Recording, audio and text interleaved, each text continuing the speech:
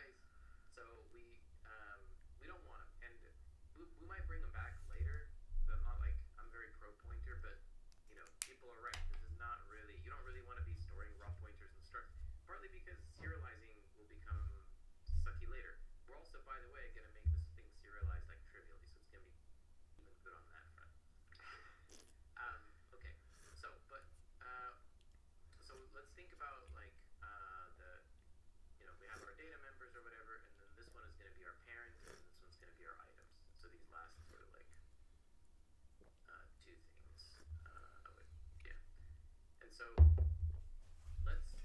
we already did our indices, so let's do our parent pointers. What color should the parent be?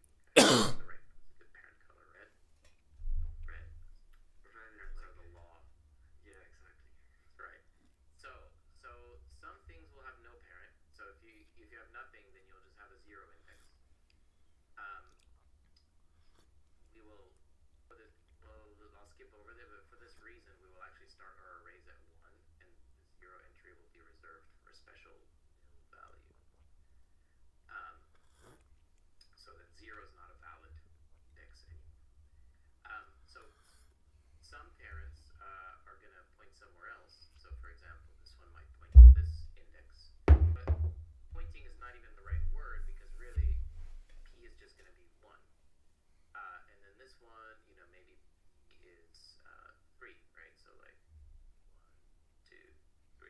So it points. Well, maybe let's make it 4. Let's make it 5. So it points to the right. So like you can kind of imagine it pointing here. But again, they're not pointers. They're just indices, right? Okay, but what do we do with these item lists? So items are going to be green. So let's say this first entry here has, let's say this is like an axe, and then this is a potion. And so what I just said is that we're going to have a first, and might as well, first, 1, 2, 3, 4, 5, 6. Okay.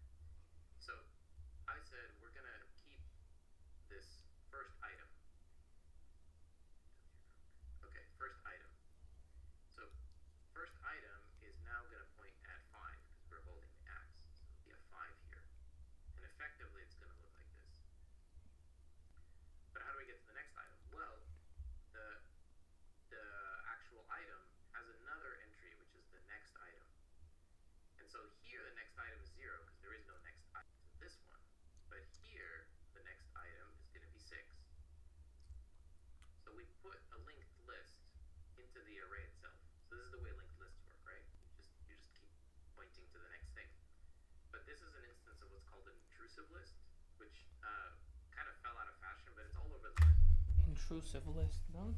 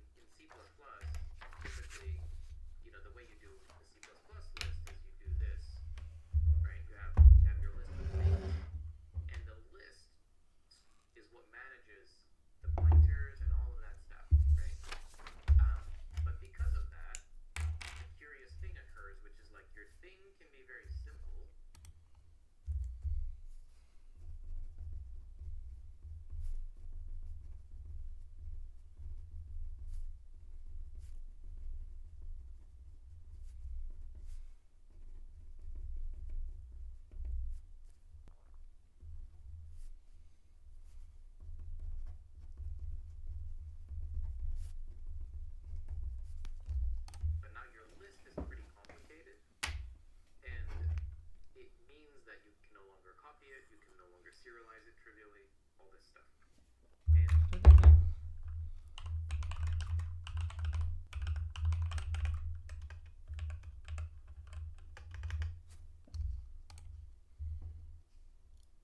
the process of converting an object or data structure into a format, like a stream of bytes or text, that can be easily stored in a file or database, or transmitted over a network, and later reconstructed back into its original form.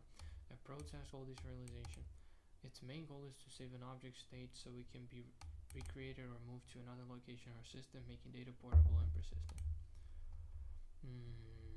Okay.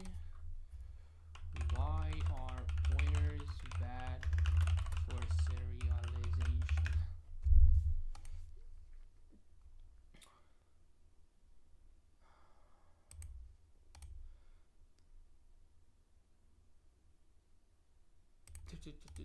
Pointers are considered poor for serialization because they represent transient memory addresses rather than actual data contents, making them volatile, insecure, and context dependent. Serialization aims to make data portable, e.g. safe to disk, sent over a network, and reconstructible in a new separate memory space where the original address is meaningless. Here's a detailed breakdown of why pointers are bad for serialization. A pointer stores a specific virtual memory address, valid only during the current execution of a program. If you serialize the address itself, it will point to an invalid arbitrary fix. Serialize the data pointed to, not the pointer address. Dangling pointers and invalid memory. If the pointer refers to a memory location that is free to be allocated uninitialized during deserialization, it leads to undefined behavior, including program crashes or worse, arbitrary memory access. Pointer aliasing and duplicate serialization. If multiple pointers point to the same object, aliasing, a naive serializer must serialize that object multiple times, leading to bloated file size, broken relationships upon deserialization. The object will no longer share the same data, but rather have separate, diverging copies. Non-trivial object graphs. Pointers often represent a complex circle and shared data structures, e.g. a node in a graph pointing back to its parent. Serializing this requires tracking which objects have already been visited to prevent infinite loops and maintain relationships. Okay. Security risks. Serializing pointers can expose internal memory layout information. Furthermore, if a serialized pointer is tampered with before deserialization, it can be manipulated to point to arbitrary memory locations, enabling security breaches. In-memory versus on-disk representation. Objects in memory are often scattered across the heap. Serializing pointers requires transforming this fragmented memory into a continuous serialized stream, which is computationally expensive. And this is best practices for handling pointers. Serialize by value. Instead of serializing a pointer, serialize the object data points to. Use of unique IDs. Replace pointers with the unique IDs indexed during serialization and map them back to new pointers during deserialization. Use smart pointers. Serialization libraries. Use libraries that support STD shared pointer, STD unique pointer, which include mechanisms to handle object graphs and shared pointers correctly. Okay, nahoj si måste det.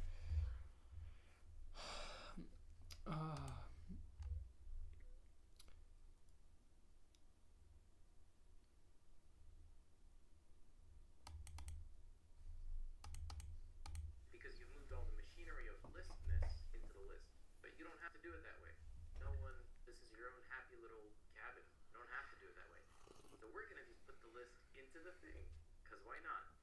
And so what that lets you do is you set up this intrusive data structure, which means now all of your nodes or your things are fixed size and they have no allocations inside, and your lists live inside. That's all there is to it. And so when you manage those lists, you manage them inside the what we'll call things later. So there's another intrusive in the name stands for we're de facto defining list as part of the thing itself. So like we sort of adapt the definition of a thing that we're gonna store to have pointers to next items. That's right. So it's intruding into the data which you're storing. Okay. And what's interesting about this is that it works hierarchically. If your items have further items, it will just be more of this. At no point do we need to go into this world. So here the problem is every time you go down a nesting, you actually add one more indirection. Here, Я никогда не понимаю, что такое indirection. What is indirection in programming? Indirection. Opa. Is using a name, reference, or container like pointer to access value indirectly rather than working with the value directly, allowing for a layer of abstraction, decoupling, and flexibility as seen with pointers interfaces or DNS. Что такое DNS? Domain name systems. That provides a naming system for computer services. Okay, то есть aliasing просто. Ну, не прямо. Indirection is a way of referring to something using a name, reference, or container instead of a value itself. The most common form of indirection is the act of manipulating a value through its memory address, e.g. accessing a variable through the use of a pointer. A stored pointer that exists to provide a reference to an object by double. A stored pointer that exists to provide a reference to an object by double indirection is called an indirection node. In some older computer architectures, indirect word supported variety.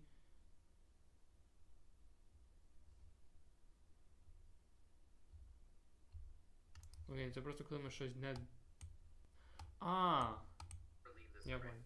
stay in it the entire time. Окей. And here, the red ones are parents, and the green ones are items or anything that can hold or whatever. And this list can express all sorts of weird edge cases. Meaning, like, first of all, it can have no next item, right? Which is This fine, would that's the end of the list. Or rather, yeah, it's the end of your list. So, like, for example, the potion being the last item will have a 0 next item, because that's the last one. Well, what about the first, if you have a first thing and it has 0 items? That's okay. Have one thing.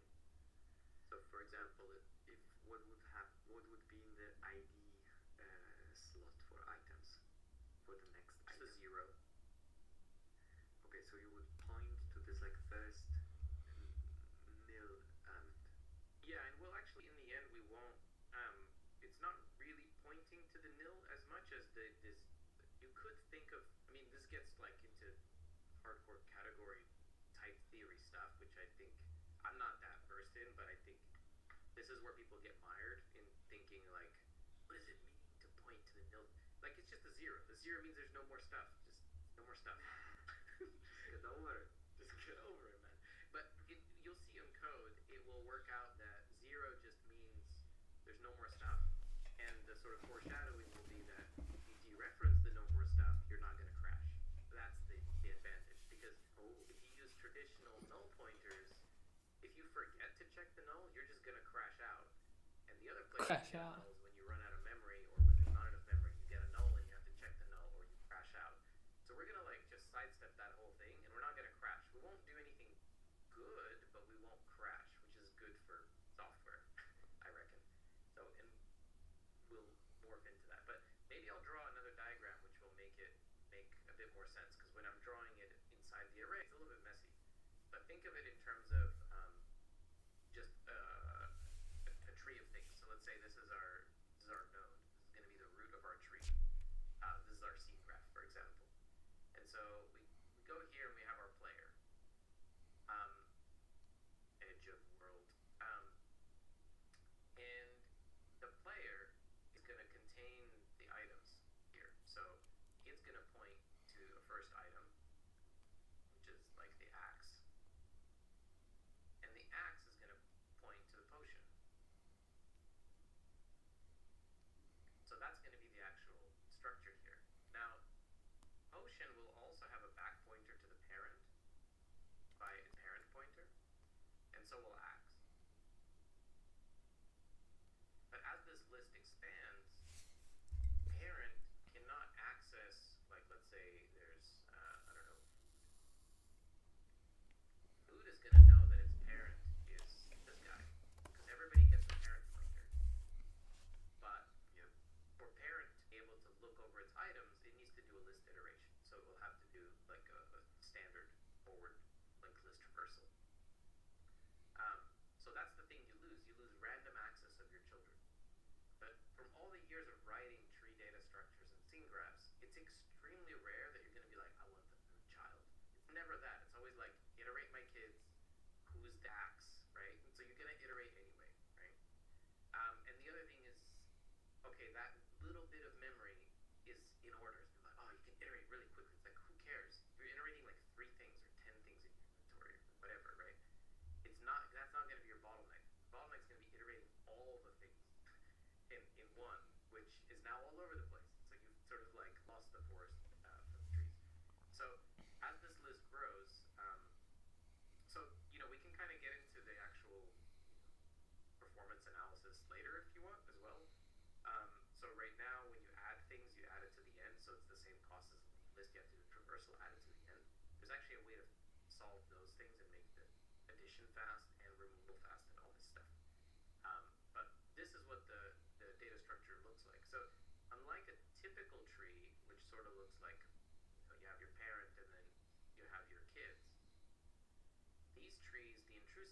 have more of this look where they kind of go and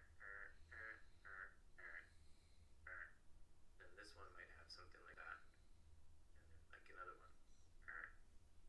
So it's kind of like trees of lists, and these things might have another list that hangs off of them. So they look like a little bit different when you draw them. In practice, they don't. Yeah, when you draw them. Because When you draw them. in my head they still fit in the array. The hierarchies are there. That's right. And the hierarchy is still this. It's just in one case you express it as a vector, and in this case you express it as an intrusive list.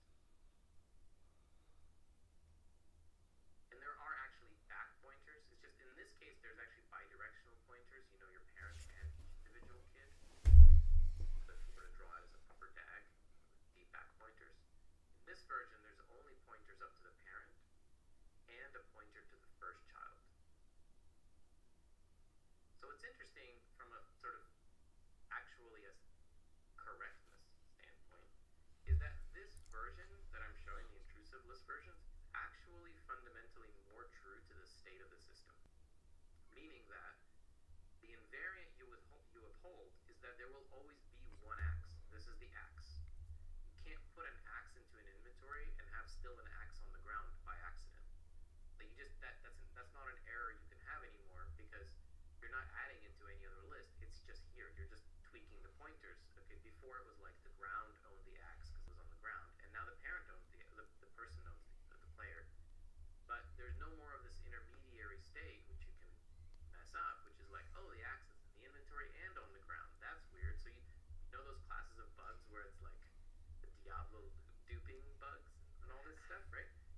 Doesn't exist, right? It can only be in one place.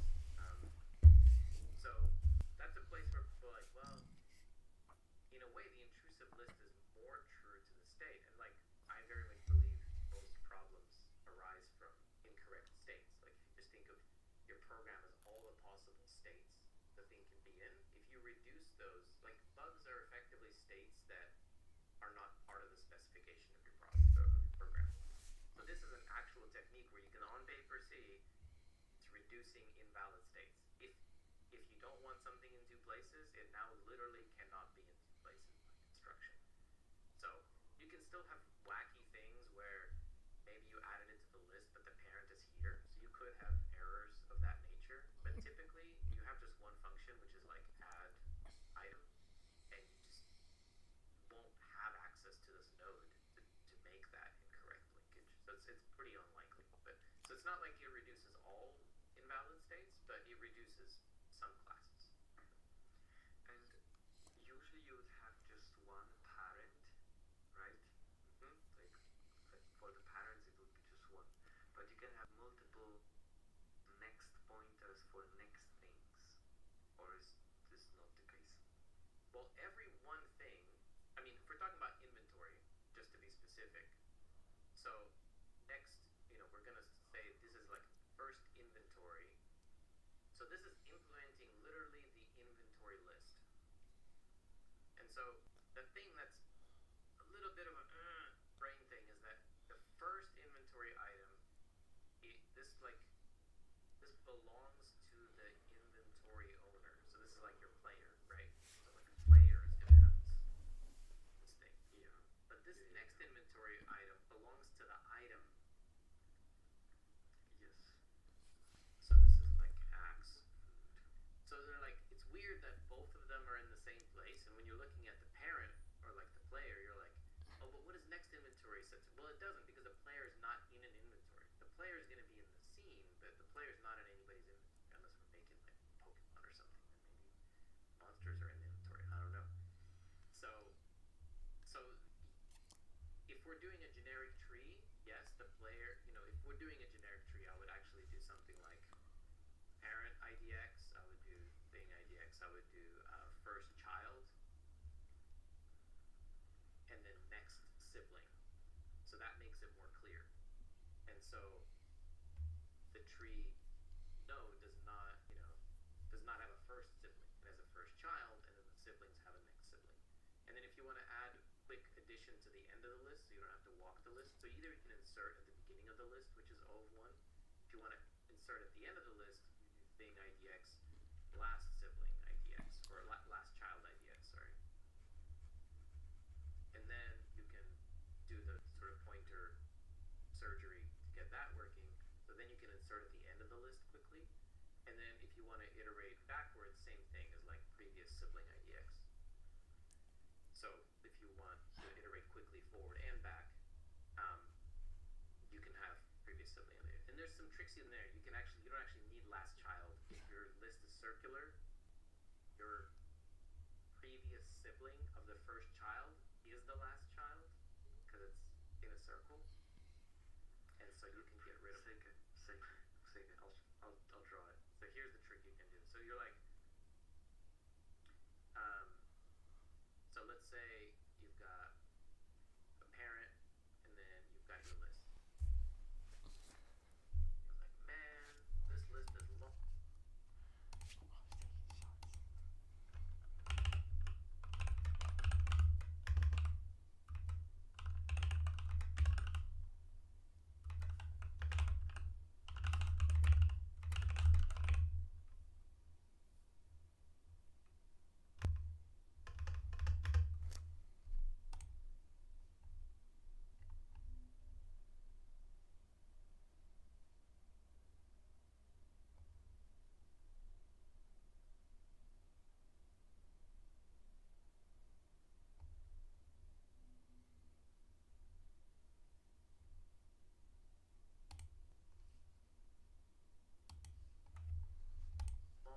And I want to add to the end. I don't want to like go first, next, add.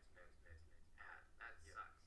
So you're like, I know what I'll do. I'll add a link to the last element. Or I guess in this case it would be here. And that way, when I need to add to the end, I'm just going to use this last link to jump to it, add my extra element, and then I'm going to, reconnect it to there, right? So now that'll be my new last. And that's a quick way of implementing addition on the end. And so if you need that, that would be pretty cool. Oh, that's great. But then you're like, well, sometimes I want to go backwards. Sometimes I want to like iterate things in reverse order. Or sometimes I get to an item and I want to look backwards one to like delete it, whatever. Yeah. So then you're like, okay, well I have this pointer to last, and then I'm like, I'm gonna need to do previous pointers everywhere. Like this. So now I can walk back and forward, but it's a doubly linked list, right? But then what happens on the first one? We're like, well, the first one's just 0. It's like it points to nothing, right? Because there is no previous. And the last one is just, the next one is just 0 because that's the end of the list. But wait a minute. What if this? But wait a minute. What if this? And then what happens is the next item of the last is the first, and the previous item of the first is the last is the first, and the previous item of the first is the last. And then you're like, why would you do this? This is crazy. This is stupid. Because, and now I have to like, how do I even know where to stop, man? I don't know where to stop. I can't figure it out. But note that you're like, just walk with me here. So we have first child, and you're like, cool, I got my first child. Next sibling, previous sibling, great. And then I'm like, thing IDX, last child IDX. This is what's making me like addition at end, you can see, right? And then this one is doing, forward, backward, reverse. Okay, but do we need them both? Because again, state reduction.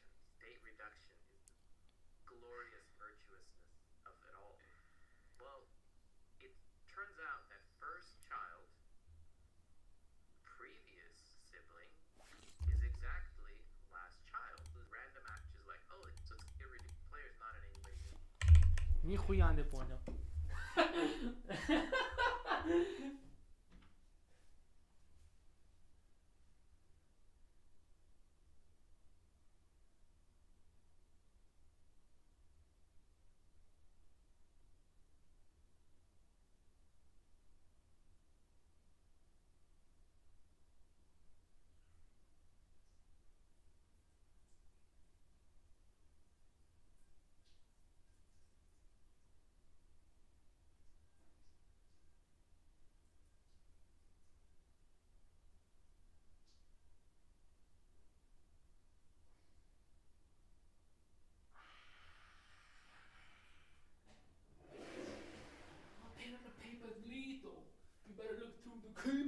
creeping on you.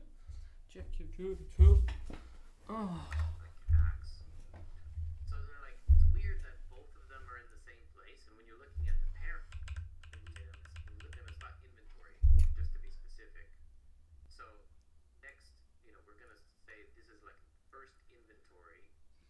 So this is implementing literally the inventory list. And so the thing that's a little bit of a brain thing is that the first inventory item, this belongs to the inventory owner. So this is like your player, right? So like a player is gonna have this thing. Yeah. But this next inventory item belongs to the item. Yes. So this is like First, last, next, previous. The first, last, це child. Це перший елемент інвентарю, last елемент інвентарю.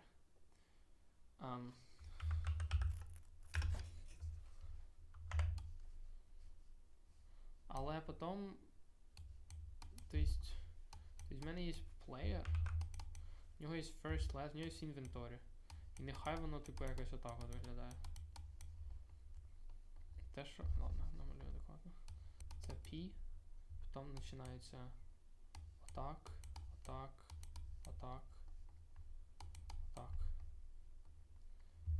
От оце для нього first,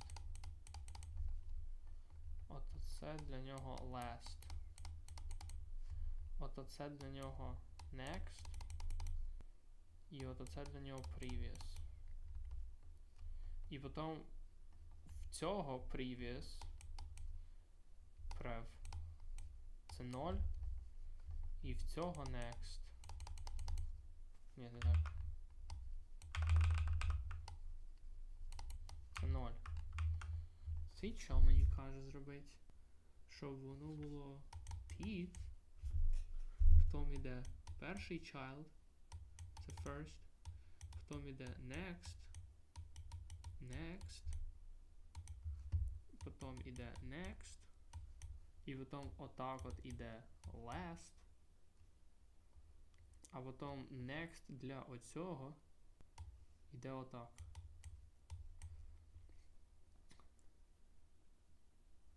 І тепер, якщо я хочу ітерувати, я починаю з first піду в last,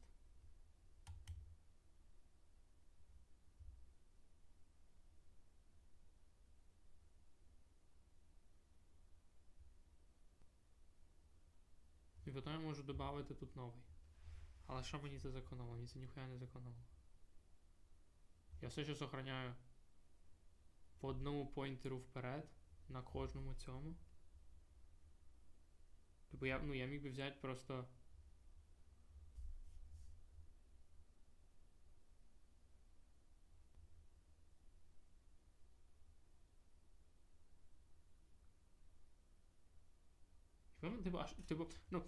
Якщо я тепер роблю addition, то я маю зробити новий елемент, піти last, поставити на новий елемент і поставити next для нового елемента на first. Нахуя, що мені це дає? Нахуя мені дивитись на first?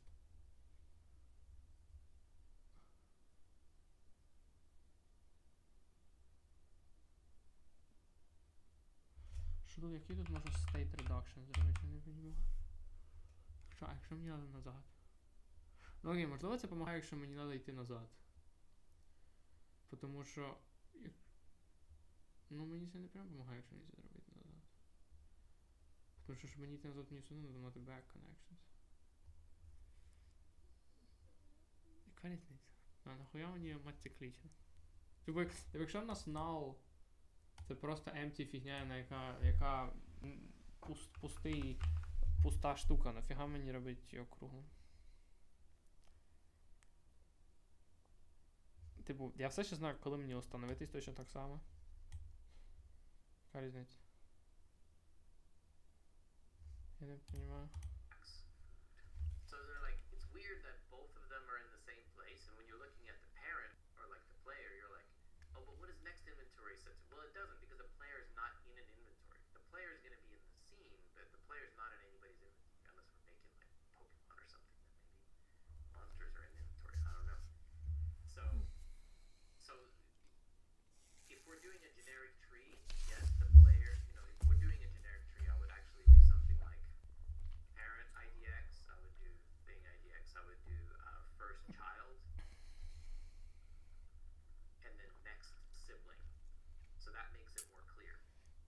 so the tree node does not, does not have a first sibling. It has a first child, and then the siblings have a next sibling. So, And it does not have a first sibling. It has a first child, and then the siblings have a next sibling.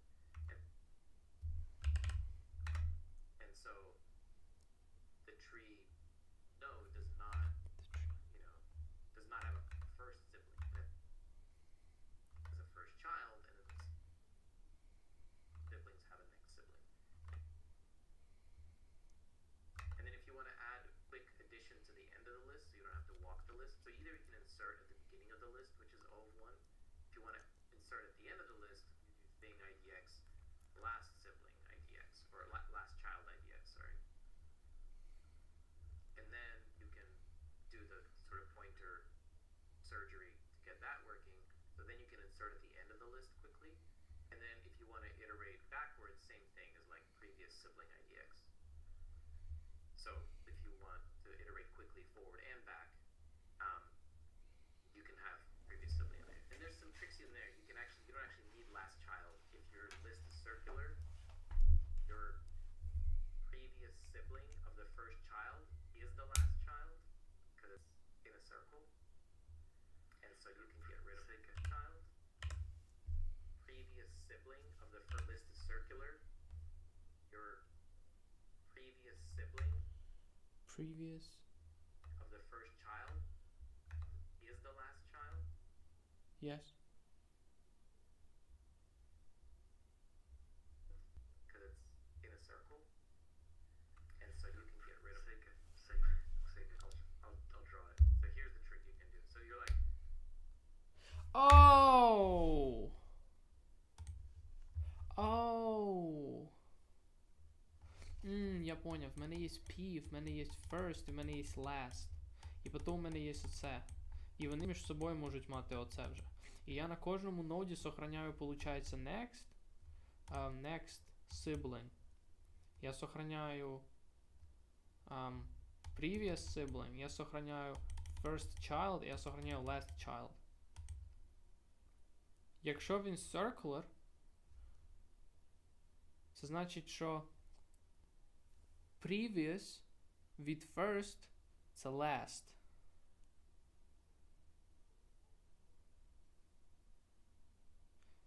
Previous від first це last.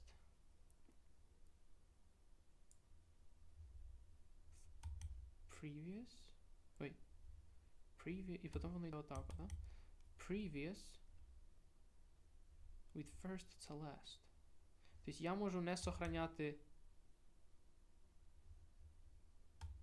Я можу не сохраняти last child. От я можу його не сохраняти.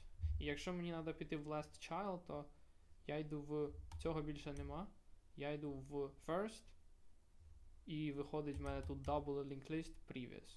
А можна ще якось це скоротити? Бо якщо я хочу інтерувати вперед, я просто роблю first next. Якщо я хочу назад, то я роблю first previous until first. Окей.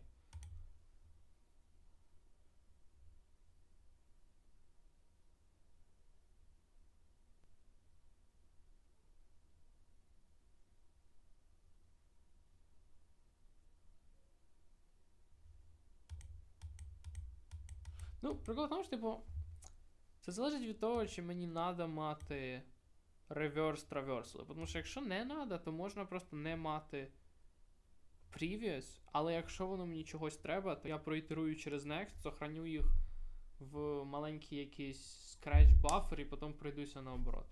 Тому що як часто мені треба в reverse traversal? Ну, типу, охуя. so let's say you've got a parent and then you've got your list.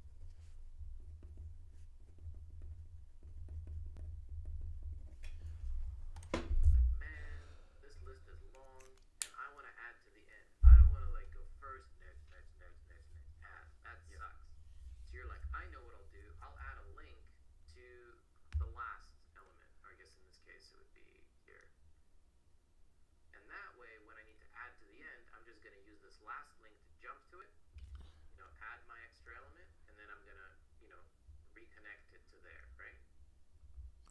So now that'll be my new last. And that's a quick way of implementing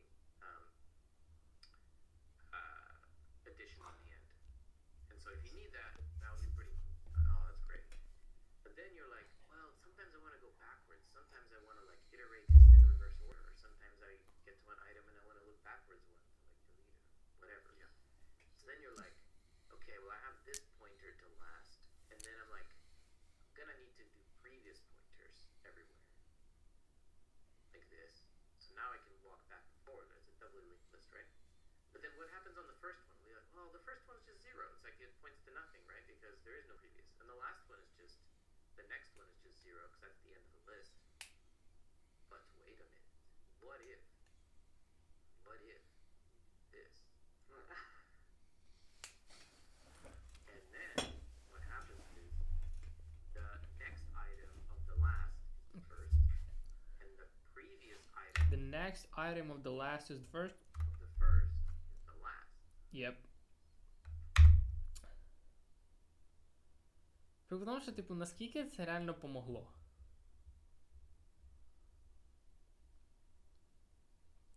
В плані...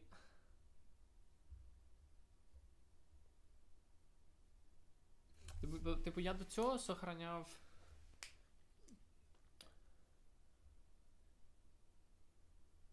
Ну, це помогло тим, що мені тепер треба сохраняти один екстра індекс на кожному елементі. Нехай.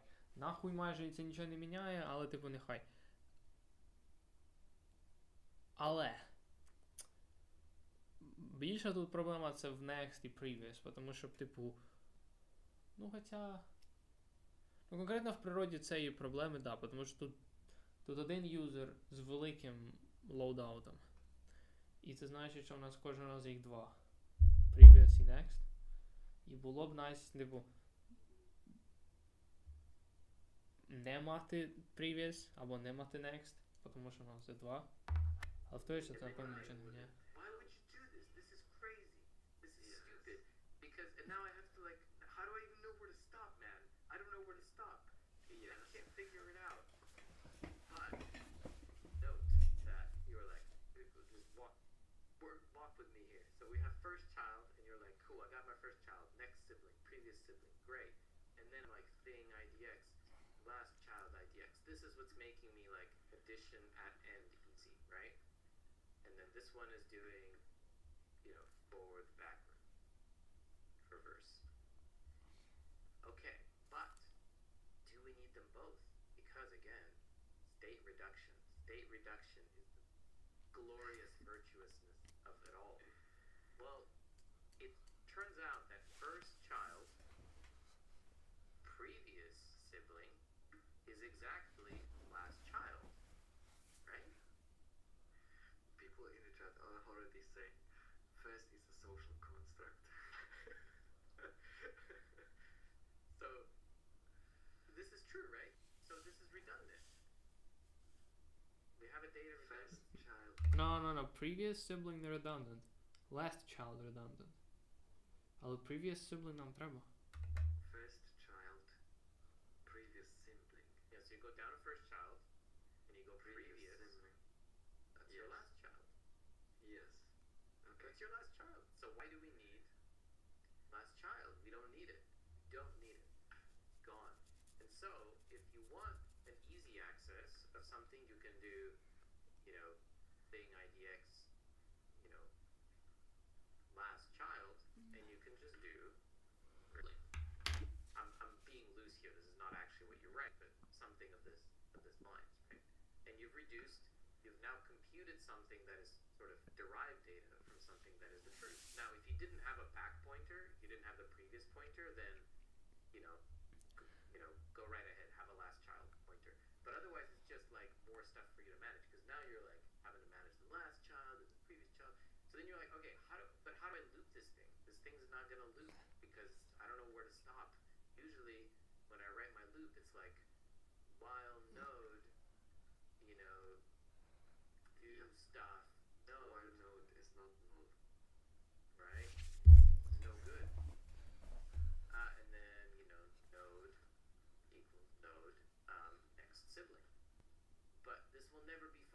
will never fail, so now I'm looping forever. Well, don't do that, man. Don't do that. Do node not equal first child. How do you get first child? Well, you have a parent. Well, node not equal to parent first child, job done, and you can loop. And then you're like, well, but that's going to terminate at the first iteration. Yeah, that's true. So you have to rearrange your loop. So you have to do while node not equal parent first child, and then and then you do. Okay. And there's other ways. I gotta be honest. I lost the thread of thought, the chain of thought. You lost the at plot. the ring buffer. At Yes. at the looping. At the looping. Why would I need that? Just to avoid the last child Yes. index? Um, Just for this? This well- weird trick just for this? It's not, well, there's a couple of things. One is, there's going to be a theme here, which is that you want to reduce invalid states. And having an invalid, a zero previous index is a state you can fall into. Be like, I have an item, check the previous. Like, what I ultimately want to do. Ну, наскільки це сильно відрізняється від того, що ми previous зробимо якимось sentinel value?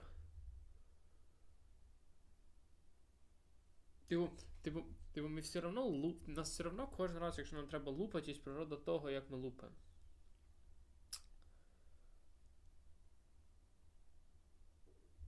Типу, і яка тоді різниця? The context you need.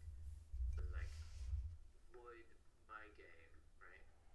I want to be like, thing, first child, next sibling, health, equals 30. And I don't want that to crash, ever. Because crashing is bad. And also because, like, it ought to not, right? And so, Ну може бути, типу, таке. Якщо він це так показує, що тоді мені треба буде мати сетери під все. І ті сетери будуть перевіряти, чи я не міняю оцей от Sentinel nil value. Але якщо я тоді роблю так як він, і я візьму не те, що треба, то я все ще поміняю, тому що це помилка незалежна. Те, що я не мав міняти, але тепер я поміняю якусь іншу річ, яка існує. І типу, що краще? Можливо, мати геттери під все, які просто юзають іфи краще. Типу, в крайньому випадку, якщо це сильно мішає, можна просто conditionally туди всунути, типу, штука, яка перевіряє їхню нілність. В крайньому випадку, якщо вже так робить, то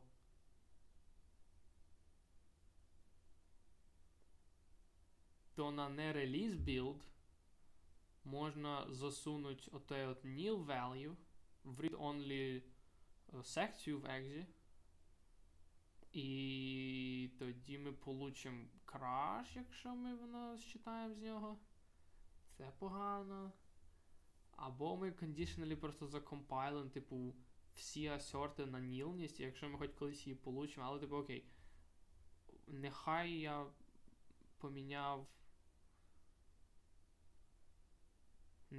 поміняв щось в цьому nil значенні глобально. І що? Ну, це значить, що технічно я його зможу тепер считати. Але, типу, я точно так само можу читати і мого first child значення, яке я поміняв, яке я не мав міняти. Точно так само, як і те. І, типу, велика тоді різниця? Напевно, ні.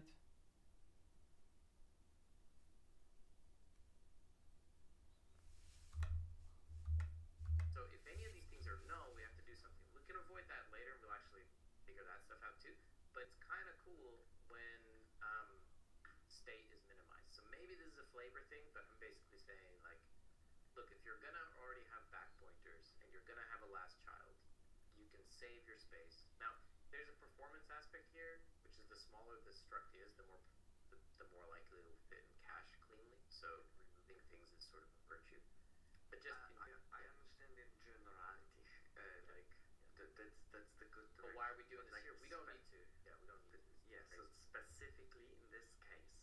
Yes. This would be to remove the last child index. Yes, this would be to do that, and then also there are some algorithms when it, like in UI, I found it oftentimes convenient. Like if you have a list of items, oftentimes if you just want to write previous and next, you just want that to be valid, and you don't have to do null checks. Because this thing I just wrote, like let's say I have a node. It's nice to be able to say node prev equals blah, or node prev x equals 5 or something. Without that, you have to say if node prev, then node prev x equals 5. Otherwise, I don't know, like do something, I guess, like don't do anything, maybe, well, in the case that you do want the last item, right? Let's imagine that you have a circular list of like values 1, 2, 3, 4, 5 or something. Right? Let's say what I want is that I want to do something based on the prior value of everything. Like let's say it's a polygon, right? A typical case of this is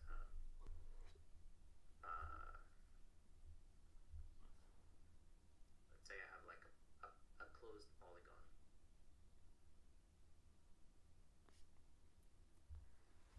Right? And so I'm looping the vertices, and I want to look at like this vertex, and I want to draw a line to the next vertex. Right? So let's say I'm trying to draw lines with arrows. So this is what I want to do. Okay. This happens a lot in stuff that I write for some reason. So let's say I want to draw this red diagram. I have my polygon, right? And so the way I would typically write that is, for in I equals 0, I less than 5, num points plus I, and then I'm like, draw arrow from things I to things I plus 1, right? And then you're like, oops, that's going to crash at the end of your list, right? But if I write it in my way, the next is just going to give you the first, and magically, I feel like that's a bit contrived example, no? this one, I do this all the time. Don't you do this? Don't you draw polygons all the time? Draw arrows. Like, Well, it doesn't even have to be an arrow. It could be a line, right? Because in practice, when you have a closed polygon structure like this, if you don't do this kind of like end of edge handling, you're just gonna get these 4 lines. You're just gonna not get anything here. yeah, I agree that if you're doing something for like a collection of items, when the one item points to a next one, often you need this like last handle, the Yes. last case, right? Yeah. Which you would be like, oh, you can crash here and need to go to the 0th element. So this I agree. So in all those cases, gone. This is Yeah. weird. No more. No more Okay. bugs. Great. But Okay. yeah, no, it does mean that like when you're inserting elements, you have to be a bit more careful about making sure your forward and back pointers and everything are done. But usually that's one function where you write it once and then you do it right and then it's done. It's not like terribly complicated. But then everywhere you use it, you don't have those edge cases. So again, it's like these edge cases, like you bump into edges of memory, edges of arrays. Can we get rid of those edge cases? So when we write the code, it naturally does the right thing. And if you don't want to go loop around, you can always stop at the end because you have last child here. It's right there. Yes. Okay.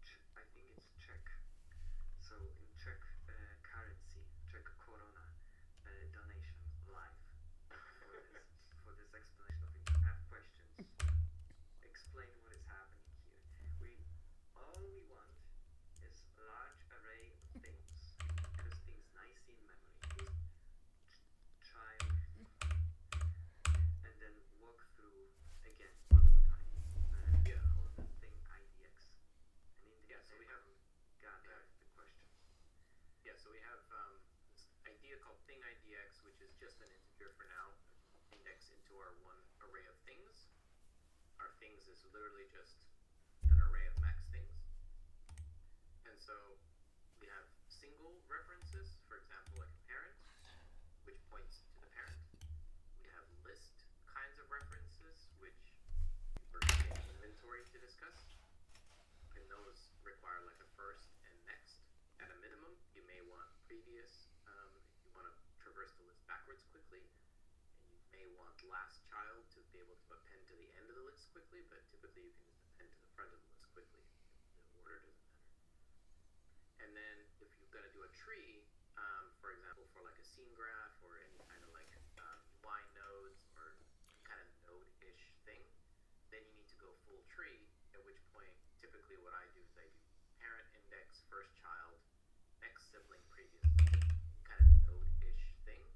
Then you need to go full tree, at which point typically what I do is I do parent index, first child.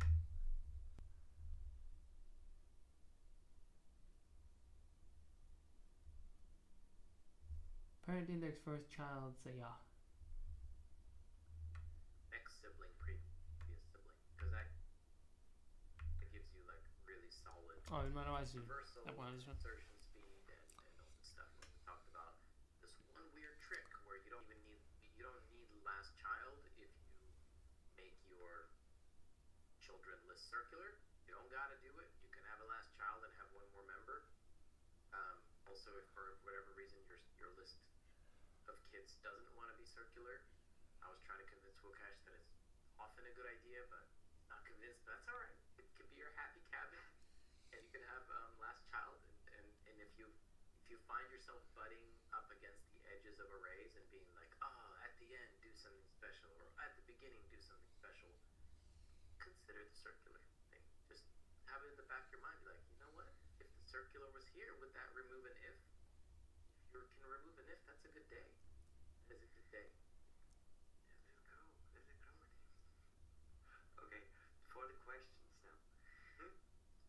If we have the parent and first child, IDX, why do we still have the next child in our struct if it's owned by the first? So this struct is going to be the one struct that rules them all. So everybody gets all of these things. And so in the diagram that we showed, the first child, for example, the player points to the axe. So that first inventory item of the player goes into the axe. But then the next child, we have an endless list of these. You can have as many as you want. So, we can't, the whole idea is that this is fixed size. So we can't have like an infinity number of kids in here. So instead, we essentially delegate the question, the next one, to the item itself. So instead of the parent holding the next item, it's the child that holds the next item. So in practice, what this looks like is the parent has first item. Like this link is first item. And then this link is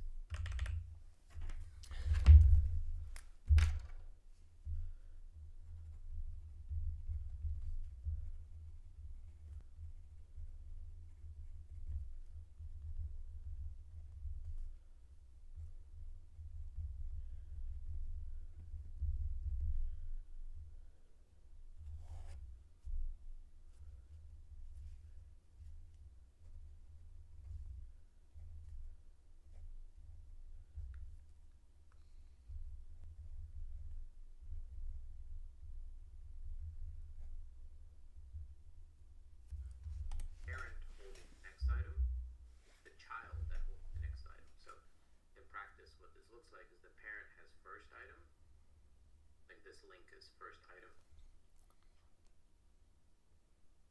and then this link is next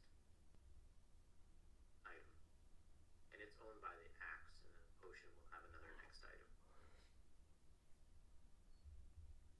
So it's because every node can only have one link. So the node effectively chooses, am I going to link to something that I call a child?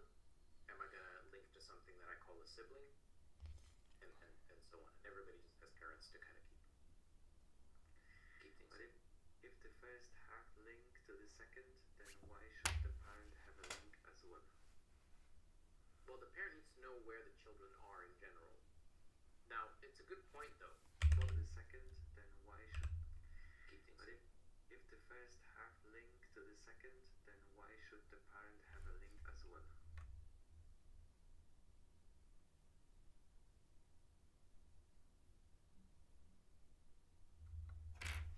Well, the parent needs to know where the children are in general. Now, it's a good point though. Actually, if you want to go full lean, you don't actually need the first item link. You can establish it dynamically because these items know who their parent is. So actually, in one of the UI systems that I wrote, there was just parent pointers for the actual structure because I never needed to look at the kids during the algorithm. Like it always just added kids. It added kids by saying my parent is this. Work it out. I don't care. Like the parent didn't know who the kids were. It's just the kids knew who the parent was. And right before rendering, I established these pointers dynamically. So as I looped, you can actually collect the kids of any given parent because of the iteration order. So it's true that in some sense, the first child is redundant. It's just if you look at a given parent, if you want to do this kind of stuff where you have node, if in your code you have some node like void update node, again being loose with the pointers, we're not actually having pointers, but if you have like, if you want to be able to do where are my kids, then you need a first child. And then, so here's another way of saying it. First child is equal to node first child. Second child is equal to node first child next sibling. Maybe this actually helps to write it out. Third child.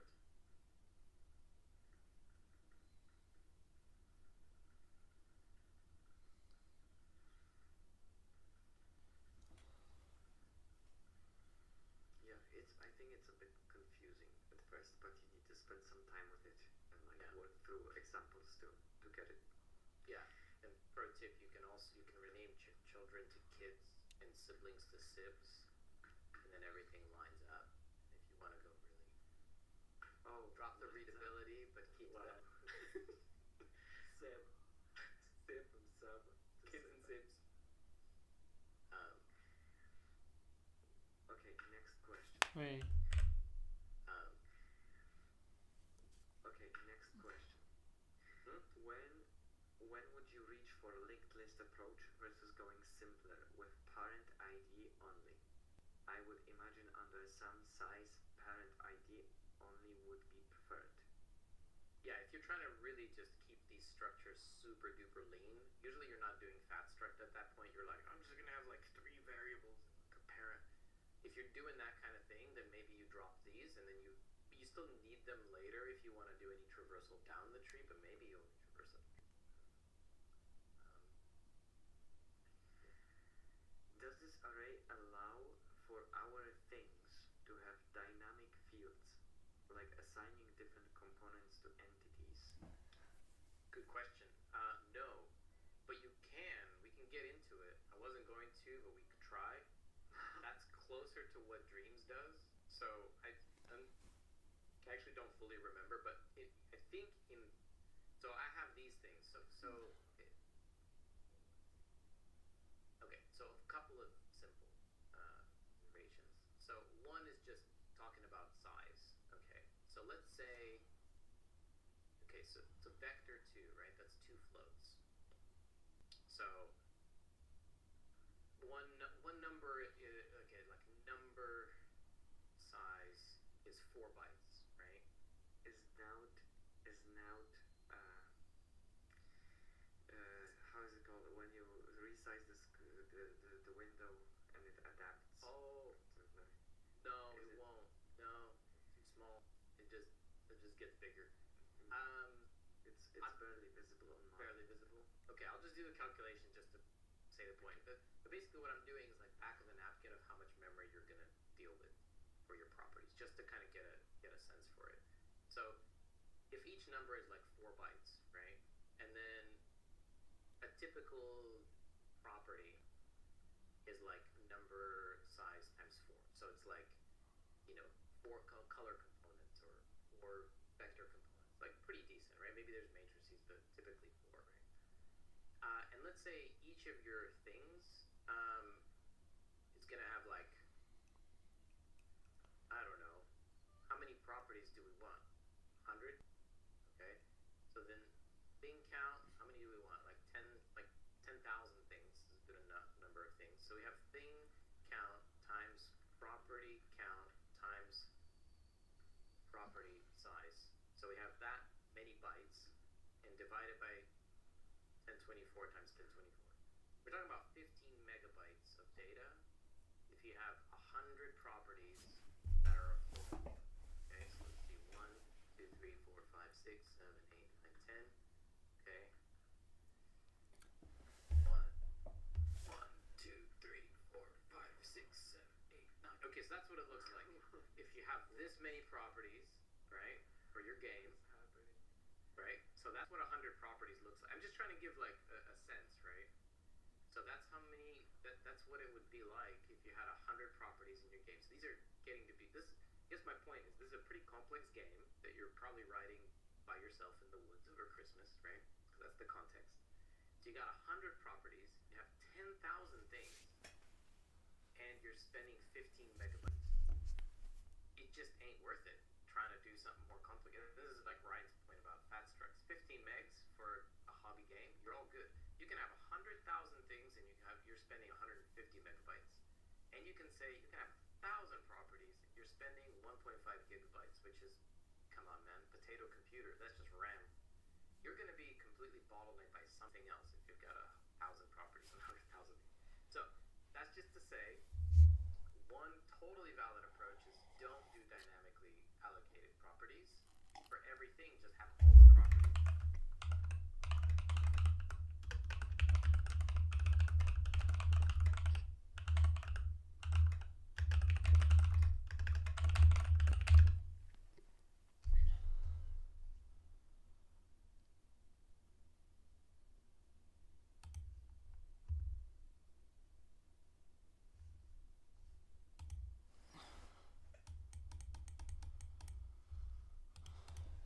And if you don't use them, don't use them. No big deal. Sometimes you might find yourself in a position where you do want to reuse them in funny ways, like maybe all of a sudden your weapons have a health because there's damage and repairs and whatever. So I guess my point is like, if you do the back of the napkin for your particular game, or your particular use case, try that first and just see how bad is it if I just have everything types properties. And oftentimes it's not so bad. We ship dreams effectively almost on that mentality. Now the next thing you can do to kind of mitigate it, if you really want to get careful, you can put a union in here. So you just do union, I call it big data typically. So these are going to be my big things. So this is like my big player data, and then just call it player data. And then my big monster data. So this way, you only pay the cost of that kind of thing. That's if you're talking about costs. Now, if you're talking about truly dynamically adding properties on the fly, so for example, you're like, hey, there's tons of questions. Sorry. The stuff you need to do. sorry, yes, okay. So, moral of the story, you could just do a char buffer, 1024 bytes, custom data. That's the end goal if you really want to get super spicy. But typically, I would say just put your properties in the thing and don't worry about dynamic stuff too much. But we can talk more about dynamic. Okay, there's one question that I think is interesting and might be quick, and I think we're gonna move on to reach the true end of today's True episode. ending, the best ending. This system implies that deactivated objects are empty gaps in the main thing array, right? Question mark. Yes. Nice. So we'll get to that next. What to do about that? Empty gaps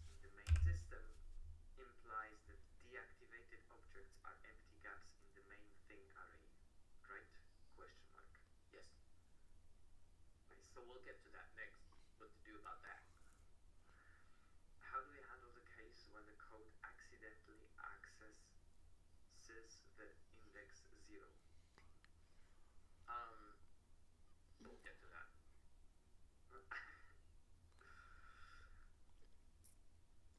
Okay. There's more. There's more questions, but I think for the flow of the episode we should move on Okay. and continue.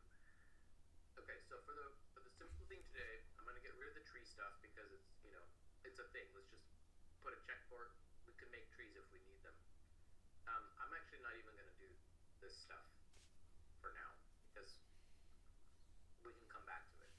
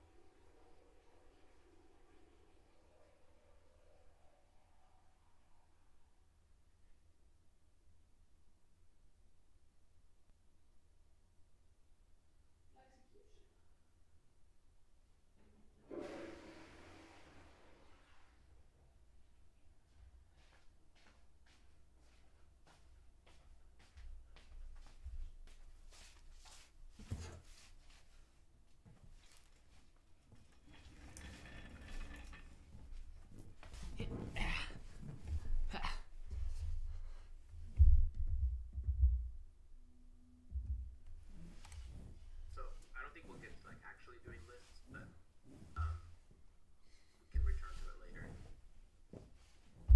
So let's talk about like actually putting things into this array, because that's kind of the next thing.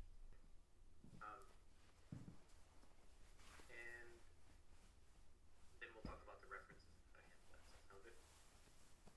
Yes. Can you say it again? Like, what do you mean actually putting things into the array? Okay, yes. So we're gonna have where I'm headed, right? Is that I'm gonna have some kind of like initialization, right? And I'm gonna have static things. Why is it Okay, so I'm static? gonna have this like global variable that's gonna be global to the file, and we want to be able to do things like things.add kind player, right? So where's our kind? These are kinds, right? So here's like the kinds of things we might have. We might have player. In fact, let's just stick to like, since we're not doing items, we'll just do like trolls. Goblins. If people have ideas for the kinds of things we want to talk about, drop them in the chat. We can add kinds. But effectively, I want to do something like this, right? This is what I'm getting for Meta Horizon. Got hit with a driver from Meta. Thanks, Meta. So I want to be able to add a player. Like, how do I add? So this is going to be my game initializing, right? And I'm going to do void game update. So I want to move my player around. So like I want to add a player and move it, and then I might want to like things.add kind troll, and then I want the troll to do stuff and move around and maybe hunt me or hunt other things. So how do we talk about properties? How do we talk about stuff? So I want this add thing. So the simplest way of doing that, we'll add a method,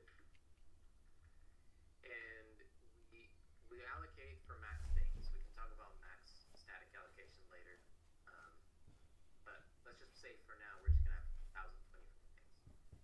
Okay, and we're gonna have integer, which is like next empty slot. So this thing I'm making, by the way, is sometimes called a slot map. Sometimes people call it an entity pool, something like that. But regardless, we're gonna have a next empty slot, and actually we're gonna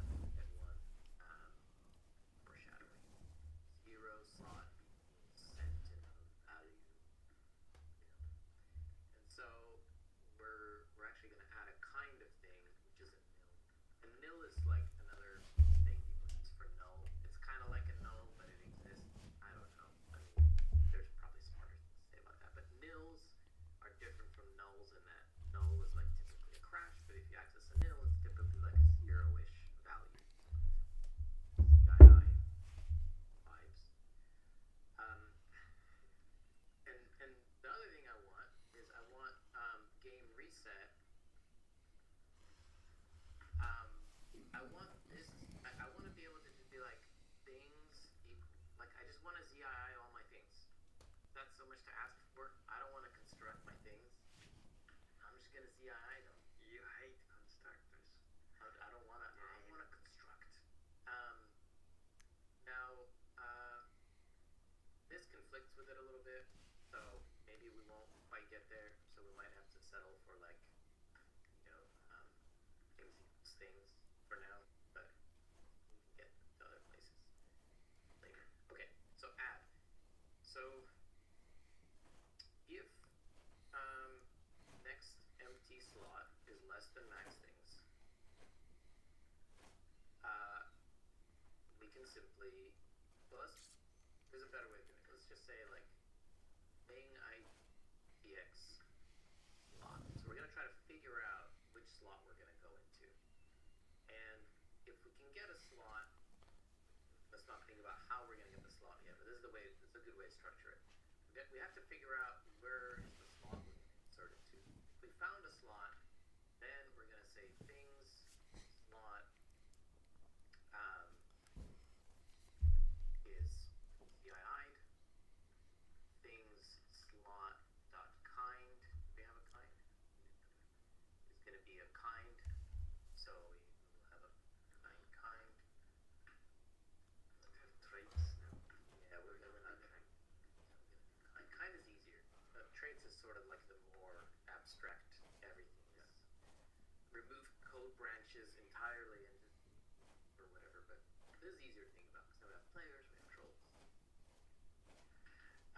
Okay, so we want to set the kind. And if we don't get a slot, what do we do? Like, well, we want to return from this a thing idx. Right? Because what I want to type is be like, well, great, I added a player, but how do I keep track of it? So what I want to do is like static thing idx player idx. I want to do something like this, like when I initialize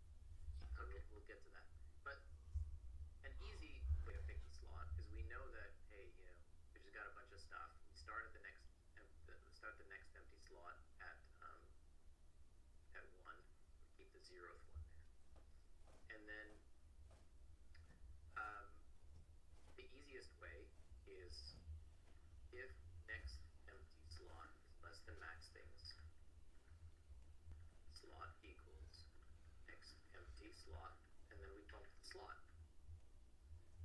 So if we have any empty slots that are unused in the array, we'll just grab one. If we don't, we don't. What's going to happen? Slot's going to be 0. When slot's 0, what are we going to return? We're going to return 0. If someone does a get of 0, what are they going to get? They're going to get back the nil. How do we know they're going to get the nil? It's going to be 0 initialized, and the kind will be set to nil. So that's Fair enough. Yeah. Fair enough. Yeah. So that's a thing we want to do. The question was, what, of course, happens when we remove. So we're going to have a rem, right? So void rem. So let's say we remove something. Now, same kind of thing. We want to make sure it's in the valid range. Otherwise, nothing to do with nil. So if you try to remove nil, nothing, can't do it. Otherwise, okay, we're gonna need to return the slot back to the slot map. So here, I'm gonna need another array here. This is not static. We have a bool used, again, max things. And by default, they're all gonna get set to 0. So the false. False. So none of them are used. And so when we remove something valid, we simply say used IDX equals true. Oh, sorry, false. Whenever we add something, used slot true. Now, nothing else needs to be done. We don't need to free the memory. We don't need to destruct the thing because we're not doing destructors. If we have to do destructors, things get nasty because now we have to call the destructor manually, blah, blah, blah, blah. Don't want to. So this is why this approach kind of like, once you buy in, you're bought in on a train where it's like, if someone comes on your team and they're like, let me add a std optional to your array, and you're like, doesn't work. We're not calling destructors. Like, what do you mean we're not calling destructors? You can make it work, but, you know, don't do it in your log cabin if you don't want to. Like, buy in and then try it out and see how it goes. Because if you don't, this is way for you. Don't call constructors and destructors in your log cabin. Yeah. It's simple. It's a simple rule to follow. If you're, this is kind of why in the other stream, somebody asked about like 0 initializing stuff, and we were like heavy in constructor world. I'm like, there's no point because where ZII helps you is in this kind of world where you're like, oh, look at all these assumptions I can make. I can make assumptions that like used as false. Now, a fair enough critique of that is like, if you're not in that mindset, the assumptions aren't written anywhere. So you're like, oh my god, it's uninitialized. Like, no, it didn't initialize to 0. So you have to kind of like assume and lean on it and trust it, like those trust exercises. Fall backward. Make sure that you get caught.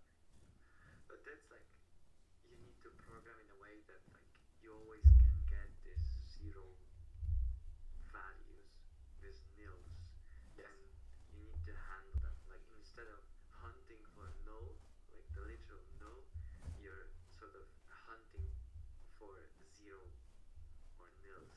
Yes.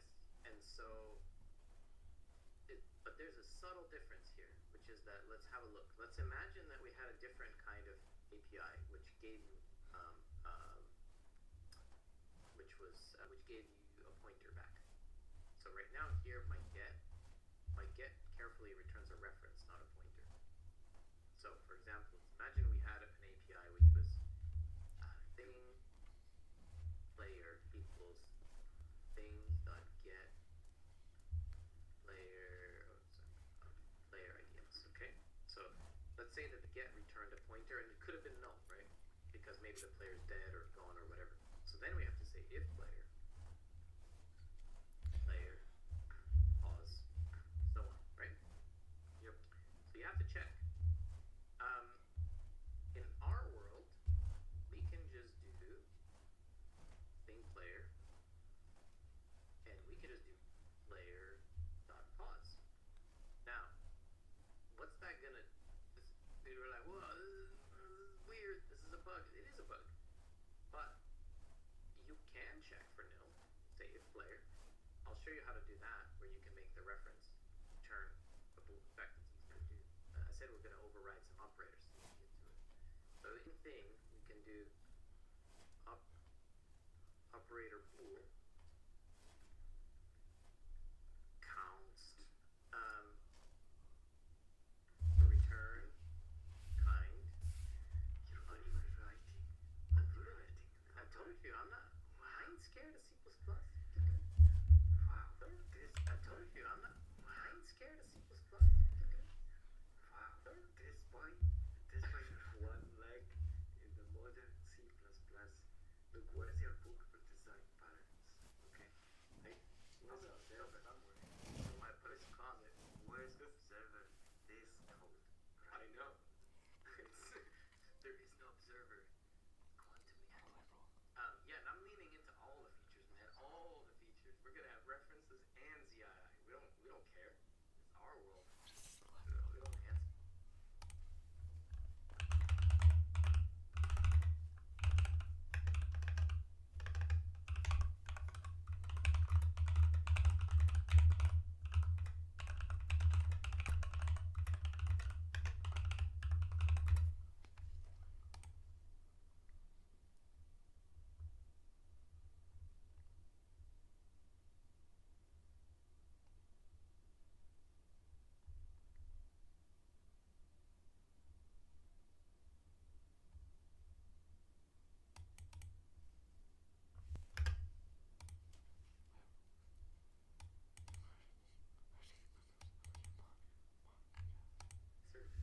So here, look, you have this. All of a sudden, when you return a reference, you can do that. That overloads to a bool, just like pointer does, and wait. And so you can do this kind of thing. The difference is, if I leave this out by accident or whatever, I now crash. If I leave mine out, I don't crash. So when I want to be fast and loose, I can be fast and loose. And yeah, I'm hitting nils. It's all good. Like, Right then.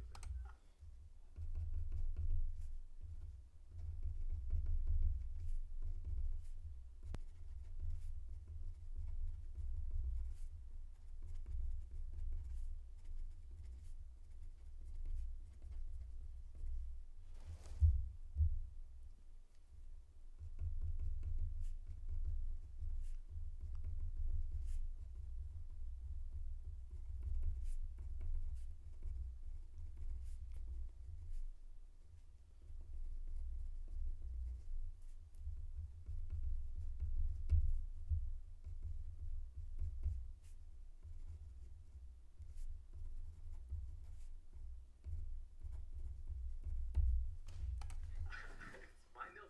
So what happens is everybody hits the nil. They get this like thing 0, and everyone's like slamming it.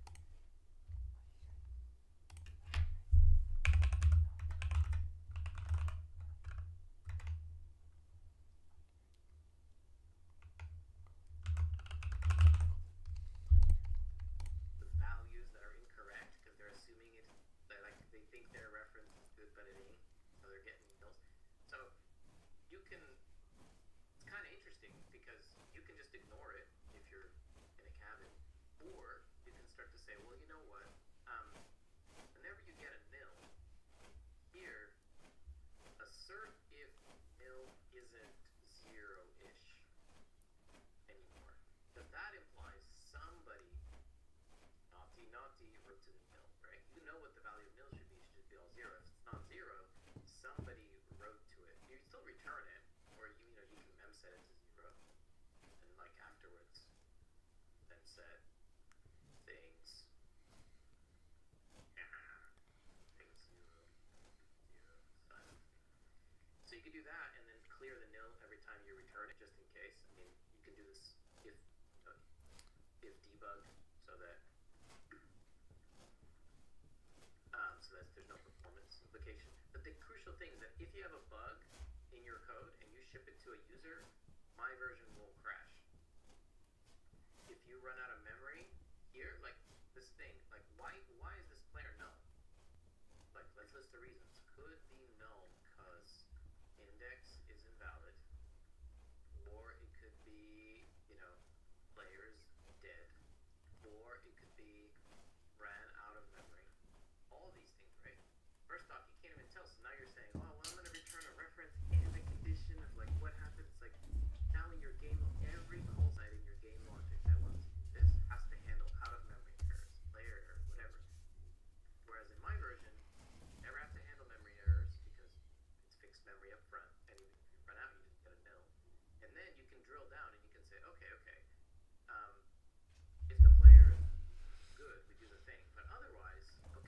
drill in. Why player is gone? Is there not enough memory? Like, should we pop out or what? So,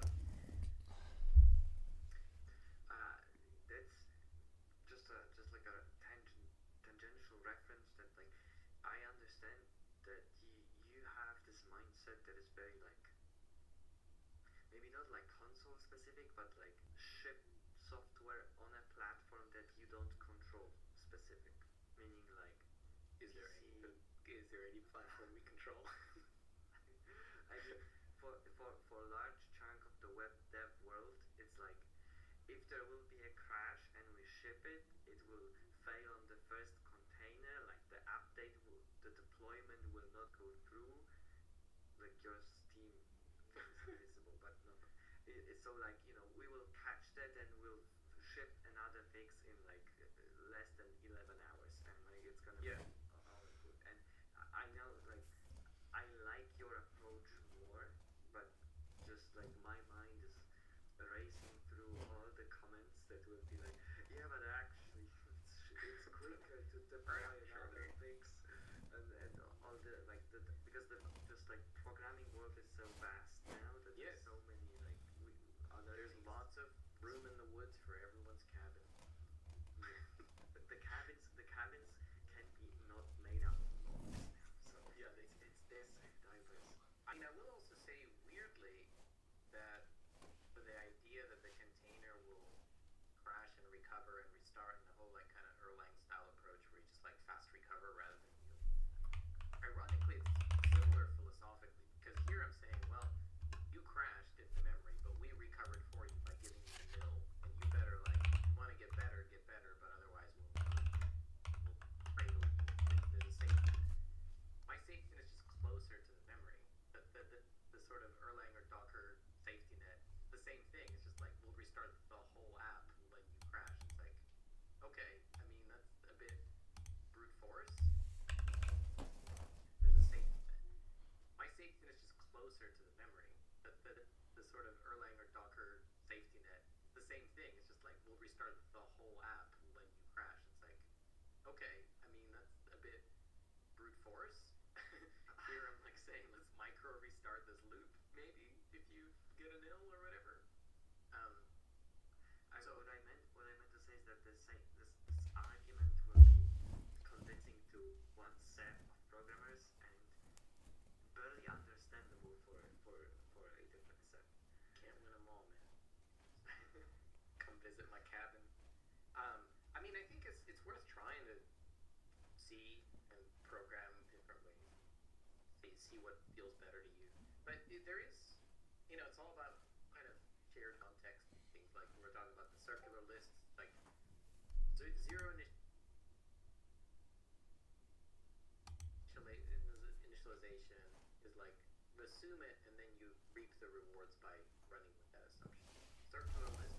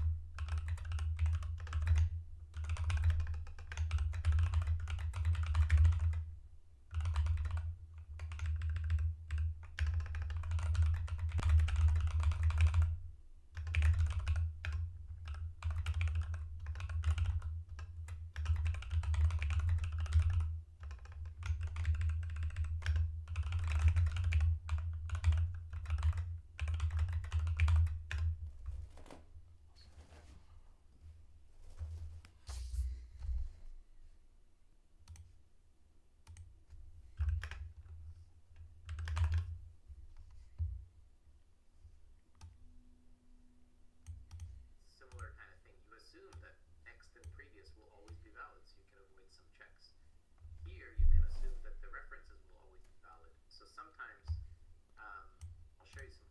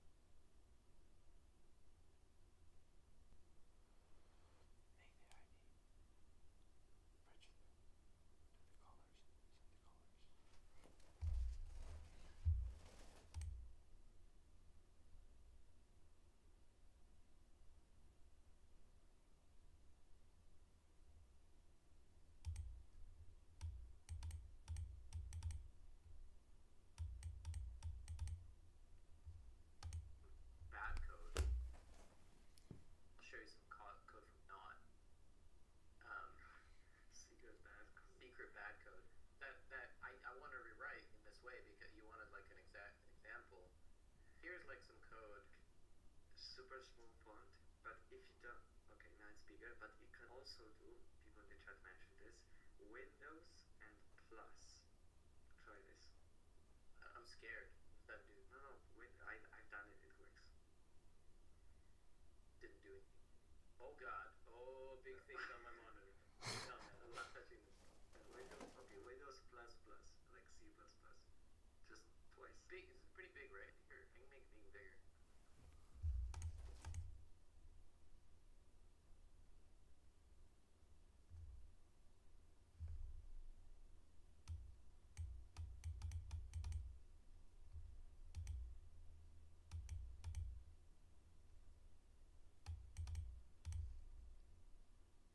Why is it like doing these big scary things?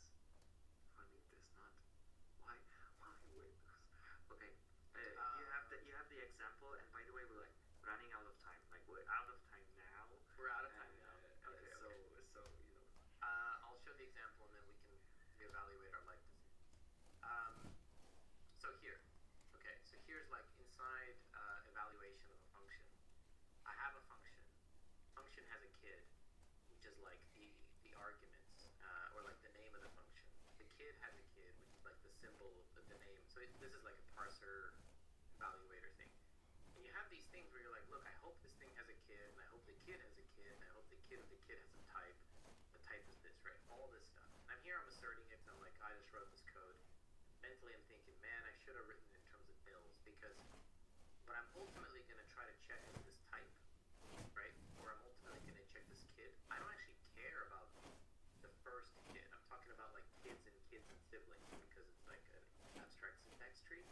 So really, what I want to just write is like, if function, might be something crazy like kid, sib, kid, type equals number, right? I want to just write that. Now, all of these, like, it starts to get nasty because you're like, well, does this thing have a kid? Did I have to do these inserts, or I have to do these things? But I can just write this. If all of these are nil, nil, nil, nil, nil, nil, nil, nil, nil, by the end the type's nil and the whole thing works. So I saved myself a whole lot of This things. is super cool. And this Right. is one thing that people complain all the time about, like, hey, I need to check for null for everything. So if like errors are return values, then we have like 5 things and you need to 5 if statements, and like and people start to wrap it with this like optionals and whatever. Nice. That's super cool feature. Yeah. Now So I'm bought into now.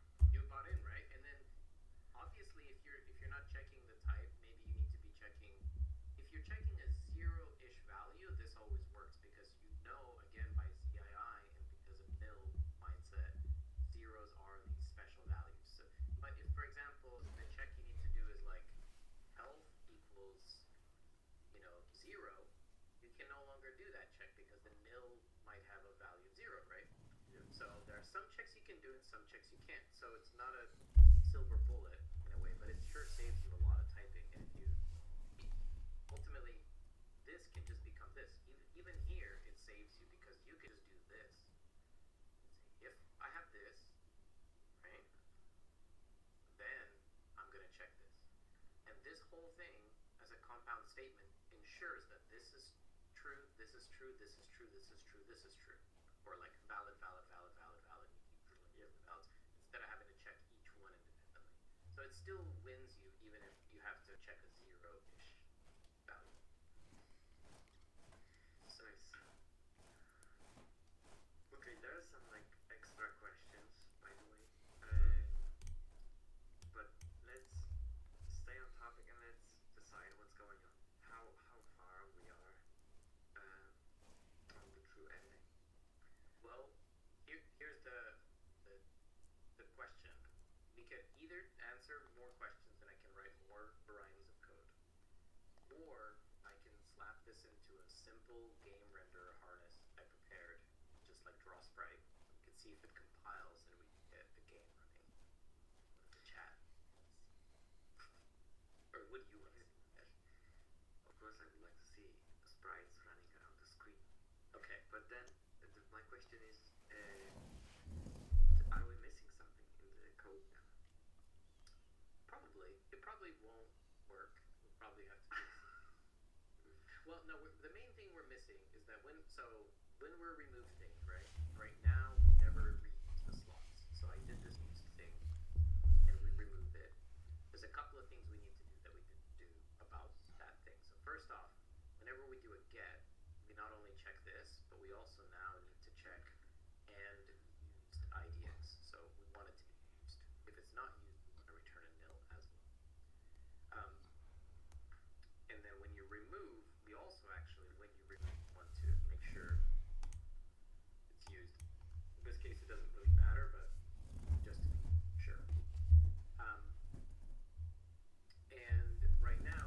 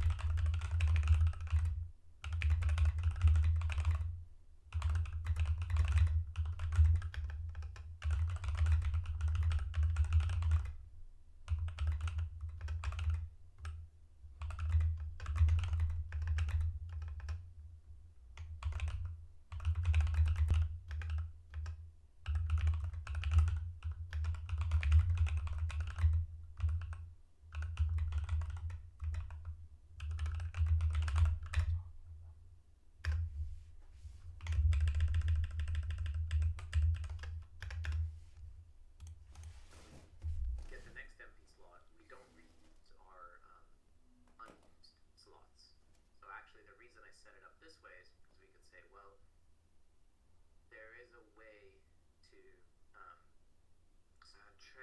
check for unused slot in the beginning. yeah, so like either you can for loop through all the slots and find an unused slots. That's pretty slow. The way that I typically do it is with a free list. So I would do make IDX first free, and I would do an intrusive free list. So I would have this kind of thing, and so I would have a first, whenever I remove something, I would add it to the free list, and remove it from the free list, that kind of stuff. I can write that, but it'll probably take a good bit of concentration to get it done. We can do that, which is interesting. That also leads naturally to what happens when a slot is reused and somebody's holding a reference to the prior version. So for example, you can have a thing like I add a player and then I'm like remove a player. Well, correct me if I'm wrong. Yeah. As long as you don't exceed the limit of 1,000 things, we're in the good spot to run it. Yeah, it won't crash. Let's do it. Let's do it. All right. All right. Let's grab it. Alright. Grab it. So that's the true ending. I was The referring true ending. without The true ending. spoiling. Okay. This is like whether the code that was happening on screen is actually compiling and working, Yeah. or is it like a philosophical exercise? So I've got the I know.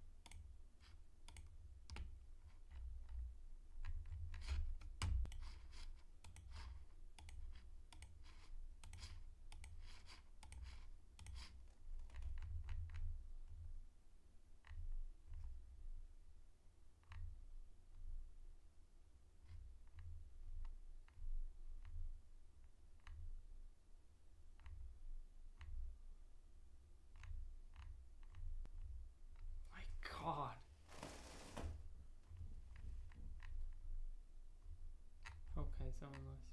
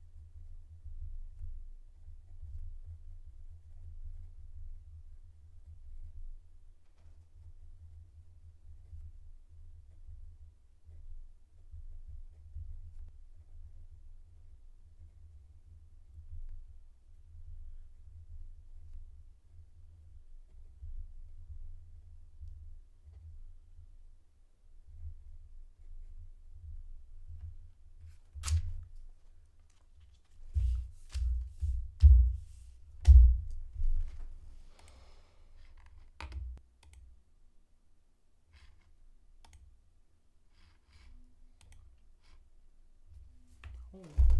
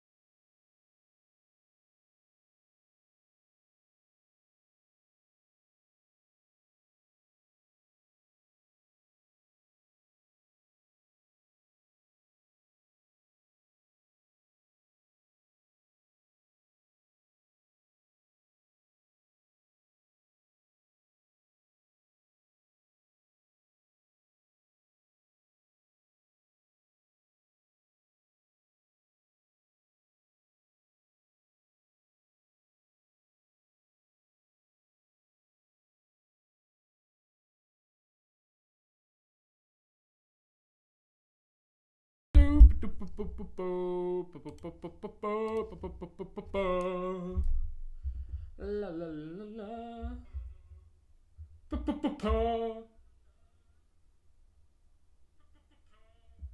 Trophies.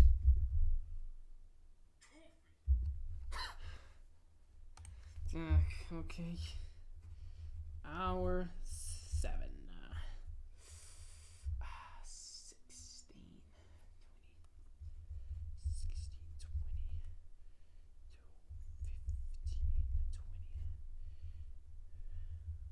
15, 20. Ла-ла-ла-ла-ла-ла. Так, що там нічого настрочив щось?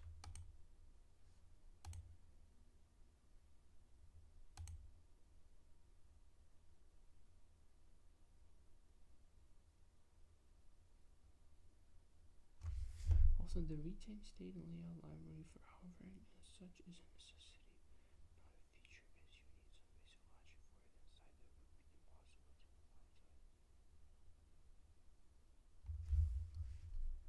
that would be impossible to outside.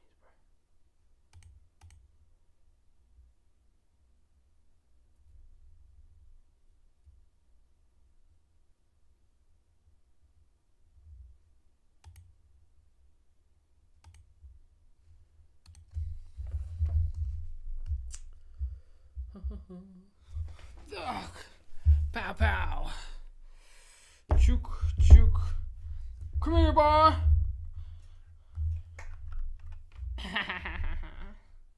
Come here, boy. Так, надо чуть так правіше. Claim MCPY. Oh my. Хулі воно таке. Oh my.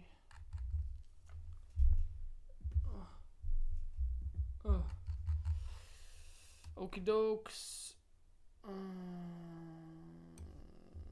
They also know clay open text element, clay attach ID tag. Be clarity.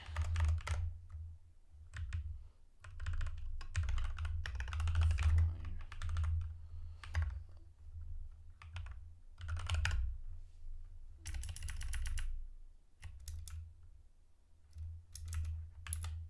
No, man.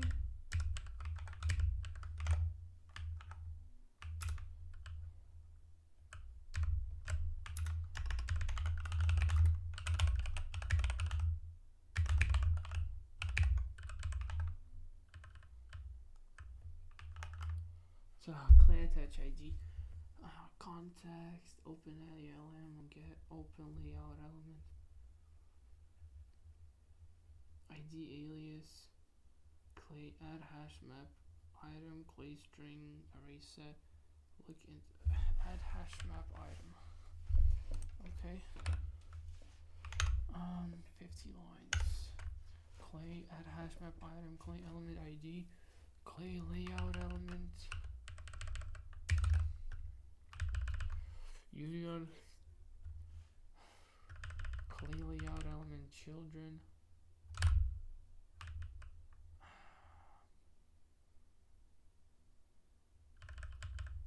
Text element data.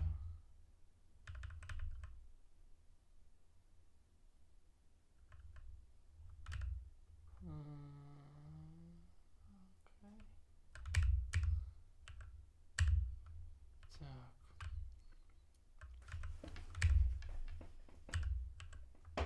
Add hash map item, clay element ID, layout element ID alias, clay get current context, if context layout element hash map internal length, context layout element hash map internal capacity, clay layout element hash map item generation +1, hash index previous, hash index layout element hash internal array hash bucket. Wow, hash index is replaced collision, not a big deal, leave it up to the end user.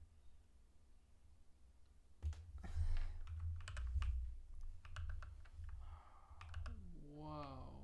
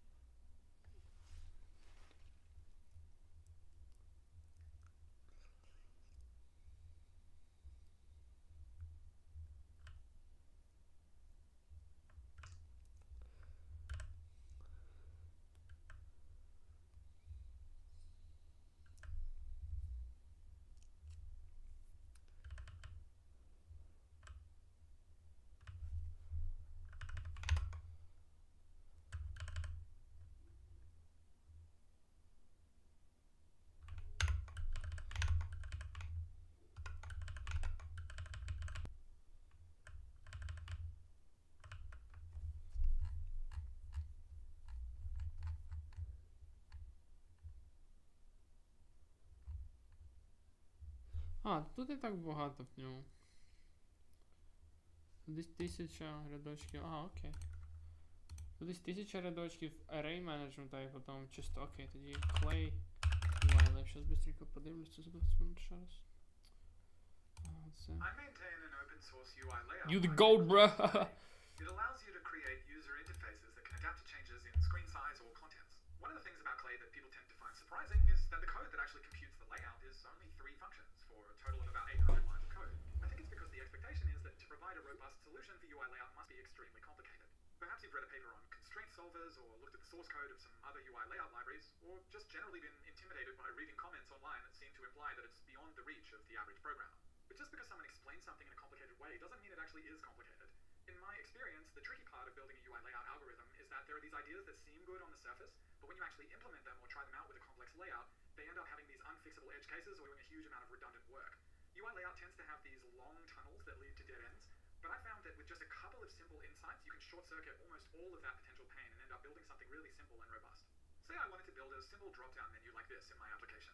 The simplest approach, of course, is just to draw all the components separately with their exact position and size on the screen. In terms of our implementation, this might just look like a series of individual function calls to draw the background rectangle, then draw each menu item box one by one, then draw all the text, and then draw all the icons. This will work fine as long as the drop-down always appears in the same place in the application, and my application window itself is always the same dimension. But say instead of a menu drop-down, I want to render a context menu that appears when I right-click somewhere. Our initial approach has a problem. Because I've hard-coded the position of all of these elements, this code isn't reusable. We could make a function that requires you specify the positions of every single sub-element in the drop-down reused, but that would be kind of ridiculous. If we imagine ourselves as a user of this function, our expectation mentally is that we would provide a single target position that might correspond to the top left corner of where we want our menu to render, and the contents of our drop-down would be rendered relative to that single position. And that is the first and potentially the most important insight in UI programming, which is that the position of an element is naturally relative to the container that it's inside. So for a simple solution to our problem, instead of hard-coding the position of this text that says delete, we can treat the label's position as relative to the menu item it's inside, the menu item relative to the drop-down that it's inside, and finally, the outer drop-down relative to the top left corner of the screen. You might already know this, but it's just worth mentioning that most computer graphics systems Is border box include the border inside the size? Yes. treat the top left corner of the screen as the origin where x and y are 0, with y increasing as it goes down, which unfortunately is the opposite of what we use for graphs in mathematics. We can now draw our context menu wherever we want on the screen by passing in the position of the top left corner as an argument. But now we realize that this contextual drop-down might have different menu items depending on what it is you're right-clicking on. If we right-click on an image, we get image-related options like editing and filters, and if we right-click on text, we get text-related options like spell check and dictionary search. This brings us to the second insight, which is that just as elements are positioned relative to the container they're inside, the size of the container depends on the contents. There's this interesting bidirectional dependency here. This brings us to the second insight, which is that next we get text-related options like spell check and dictionary search. This brings us to the second insight, which is that just as elements are positioned relative to the container they're inside, the size of the container depends on the contents. There's this interesting bidirectional dependency here. In order to calculate an element's position, we need to know the position of the container that it's inside, and in order to calculate an element's size, we need to know the sizes of potentially multiple elements that are nested inside it.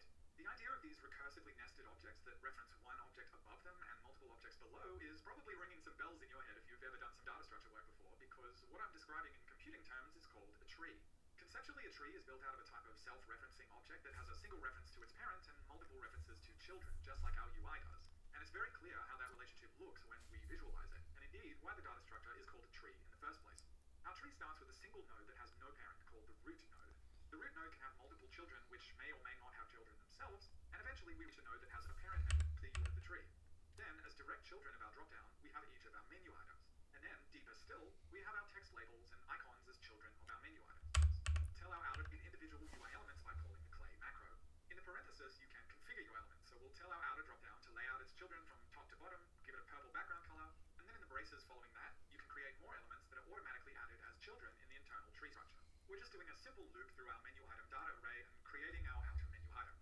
We can then create our text labels and our icons inside our menu items. This is very similar to other UI declaration languages like HTML, but if you're trying to figure out how a tree like this turns into a correctly positioned, flexible piece of UI like this dropdown, it might seem a little bit like magic, but it's surprisingly easy to understand, and I'm going to show you how it works step by step. Let's start with the simplest possible UI we can represent in Clay, which is just a colored rectangle with fixed dimensions.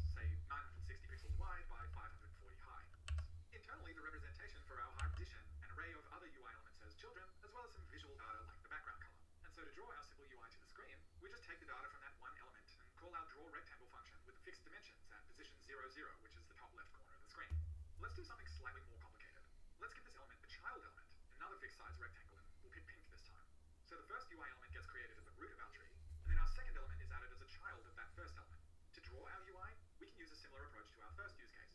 We just start at our root node, draw its rectangle, and then continue on to the child nodes. This child also has fixed dimensions, so we draw our second rectangle the same way. Just remember that the child position is relative, so we need to add it to the parent position.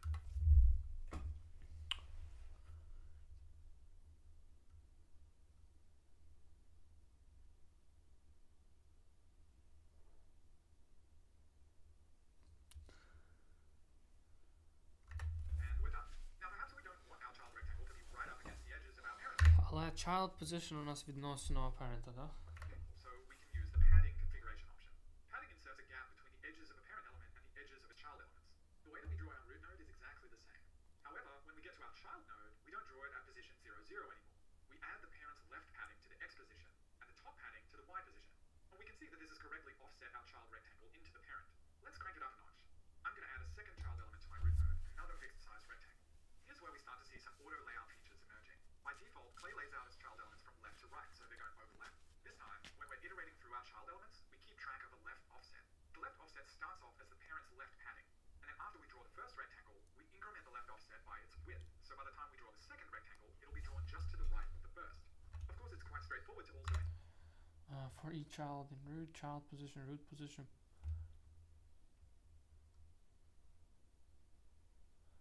Child position x plus left offset. The fuck is left offset? Left offset plus child size width.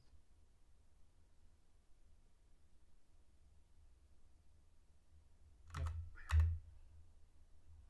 Do we set the child there?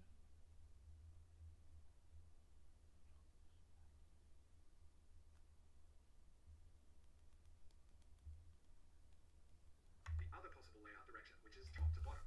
The code is exactly the same. Logically, we just swap out our data. We have a y offset instead, which starts as the top padding. We add the child element's height to the offset after we draw the rectangle. I like that our outer rectangle has some padding, and I'd like there to be some space between my child elements as well. The way we handle this in Clay is by using the child gap property. Child gap automatically inserts a gap in between child elements in the direction of the layout, so a horizontal gap for left to right, or a vertical gap for top to bottom. The way that we implement this doesn't require any new machinery at all. When we're iterating through our children, after each child, when we increment our offset by the child width or height, we also add the child cap to the offset. The code is exactly the same for both directions. The next thing for us to address is the fact that our outer rectangle has all this extra space at the right and bottom. This isn't because of padding, it's because the outer rectangle...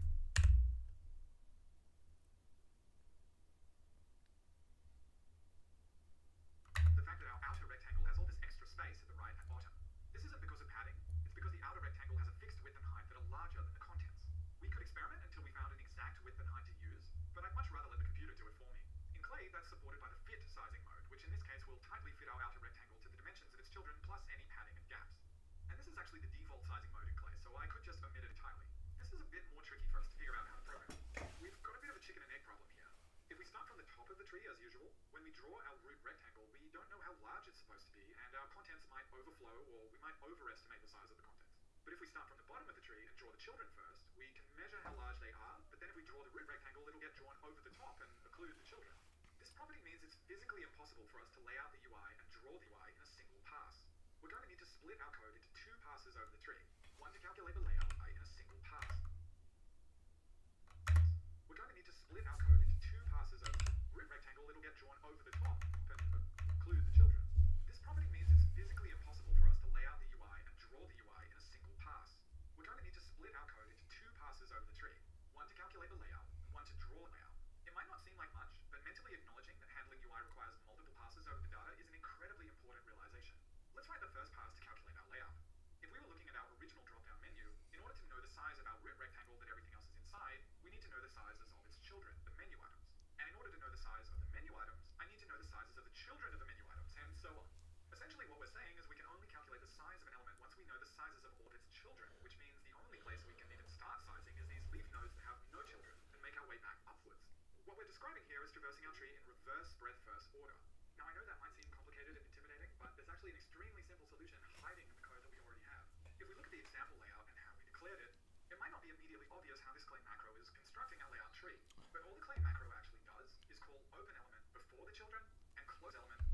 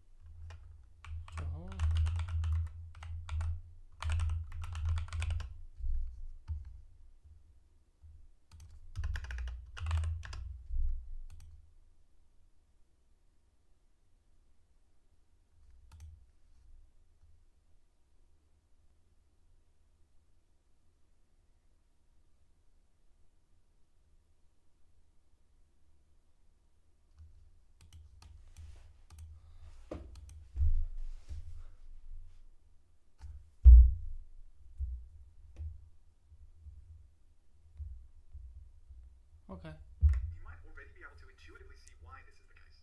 We're calculating the dimensions of our parent rectangle by adding up the dimensions of the children. When we're laying out our children left to right, that makes perfect sense for our width, but for our height, it doesn't. Let's look at our child rectangles one dimension at a time. In the same direction as the layout, that is, left to right, they don't overlap at all, so we can add up their widths.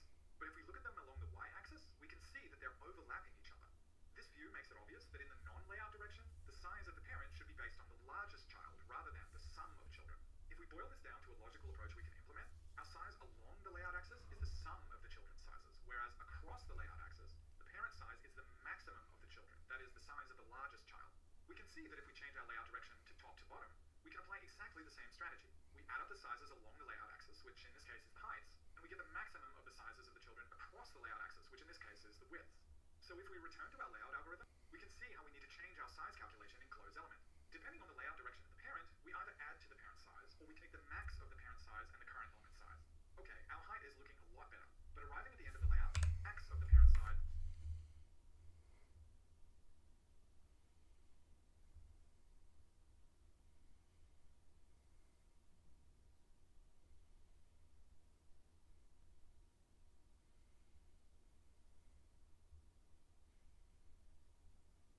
and the current element size. Okay, our height is looking a lot better, but arriving at the end of the layout, we're still not quite correct. And that's because we've forgotten to include our padding as well as our child count in the size of our root element. We can extend our closed element function so that when we add the element's size to the parent, we also make sure to include the element's padding, which is left and right padding for the width, and the top and bottom padding for the height. Our container height is now looking perfect, it's just our width that is slightly wrong because we're missing the gap between the children. The way that we calculate our child gap is actually very simple, and it's related to something called the fence post cost, you know it for the gap. Slight complication being that we only add child gap to the direction of the layout, so width if we're going left to right, or height if we're going top to bottom. We can now finish closing our root blue rectangle, and we're done. So just to summarize, the result of our fit sizing algorithm in simple terms looks like this. The size of the parent towards the layout direction is the padding values along that axis, in this case left and right, plus the child gap multiplied by the child count minus 1, plus the combined size of all the children, which is just this same approach applied recursively. The size of the parent against the layout direction is the top and bottom padding plus the maximum child height, that is the height of the largest child. These two formulas work exactly the same for left to right layout direction versus top to bottom, just with the height and width and padding values swapped. Alright, we've got our fit algorithm working well, and just before we move on, I'd like to simplify and clean up the implementation a little bit, and also just point out one of the natural properties of this type of UI layout system. The first interesting thing is, notice how in our new sizing algorithm, we don't reference positions at all. As it turns out, if you're using a flexible box approach like this, you can calculate the final sizing of all the elements in the tree totally independent of where they are on the screen. You can size all the elements in your tree first, and then calculate the positions later. This might not seem like such a significant distinction, but I promise you it is. If I have a drop-down like this in the UI layout system, the first interesting thing is, notice how in our new sizing algorithm, we don't reference positions at all. Ну, positions немає ніякого As відношення. it turns out, if you're using a flexible box approach like this, you can calculate the final sizing of all the elements in the tree totally independent of where they are on the screen. You can size all the elements in your tree first, and then calculate the positions later.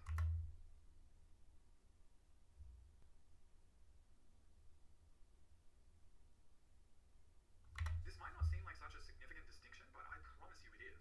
If I have a drop-down like this with dynamic content, and I'm trying to size and position the elements at the same time, watch what happens. I size and position the first 3 elements in the tree just fine, but because the 4th item is wider, I now have to go back and change the position of all the previous icons. I need to push them over to the right-hand side. With flexible sizing like this, you can't actually know the final position of an element until you've completely finished calculating all the sizes. So to significantly simplify our implementation and completely eliminate an entire class of layout bugs, we're going to split our layout step into 2, computing sizes first and then to the right-hand side. Watch what happens. I size and position the first 3 elements in the tree just fine, but because the 4th item is wider, I now have to go back and change the position of all the previous icons. I need to push them over to eliminate positions. And this is why I mentioned being open to multiple passes. We can make life so much easier for ourselves handling one thing at a time. The second interesting thing that has popped up here is that we tend to think about user interfaces as expressly 2-dimensional. But as we've seen building our implementation, logically we actually treat both of those 2 dimensions exactly the same. X versus Y or width versus height, it doesn't matter. What matters is the direction of the layout. So rather than having to duplicate the code for handling width versus height, we can create a single function that computes the size of an element along its layout axis or across its layout axis, independent of whether we're talking about width or height. It might sound funny, but when it comes down to it, UI is actually mostly a 1-dimensional problem, not a 2-dimensional one. You might not remember the function names that I showed you at the beginning of the video, but if I bring them up again, it's probably much more obvious now what they do. For layout-related tasks, Clay generally has just one function that can compute either the width or the height of an element, depending on the parameters that you pass it. So we're done implementing containers that can fit their content, and now we've got a powerful UI layout system already. We've still got lots more interesting work to do.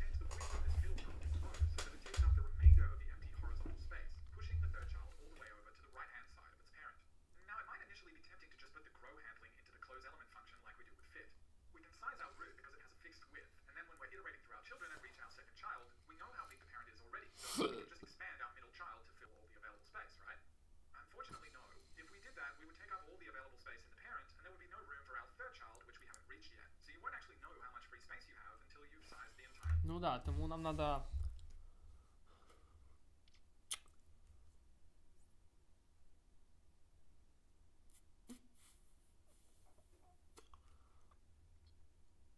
Нам надо засайзити всі елементи, тобто всі children і вернутися назад, засайзити ті, які grow. Our tree. The simplest and most foolproof way to handle grow containers is just to add another pass over our tree. Yeah, Now, fit first, sizing, do grow exactly sizing, what yeah. we've been doing already to calculate Yep. the size of our fit containers. Що таке reverse breadth first? Reverse breadth the first search. Це який йде просто знизу вверх по сусідам, да? No, це не reverse, це, блядь, просто вниз. Де reverse? Concept diagram. Breadth, окей, ну коротше. Вони їх малюють тільки на рівних деревах. A second pass, we're going to traverse downwards through the tree already. Wow. First order, and expand our grow container. So if we're starting at the end of our fifth pass, our root container currently looks like this.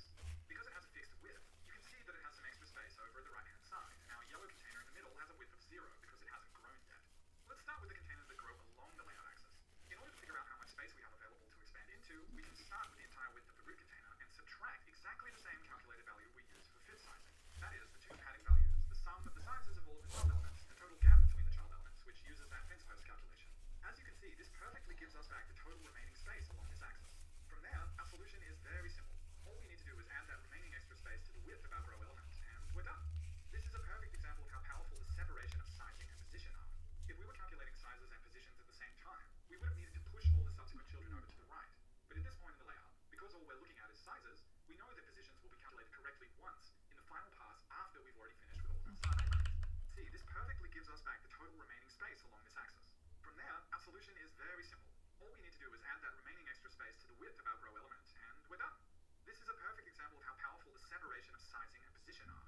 If we were calculating sizes and positions at the same time, we would have needed to push all the subsequent children over to the right. But at this point in the layout, because all we're looking at is sizes, we know that positions will be calculated correctly once in the final pass after we've already finished with all of our sizing.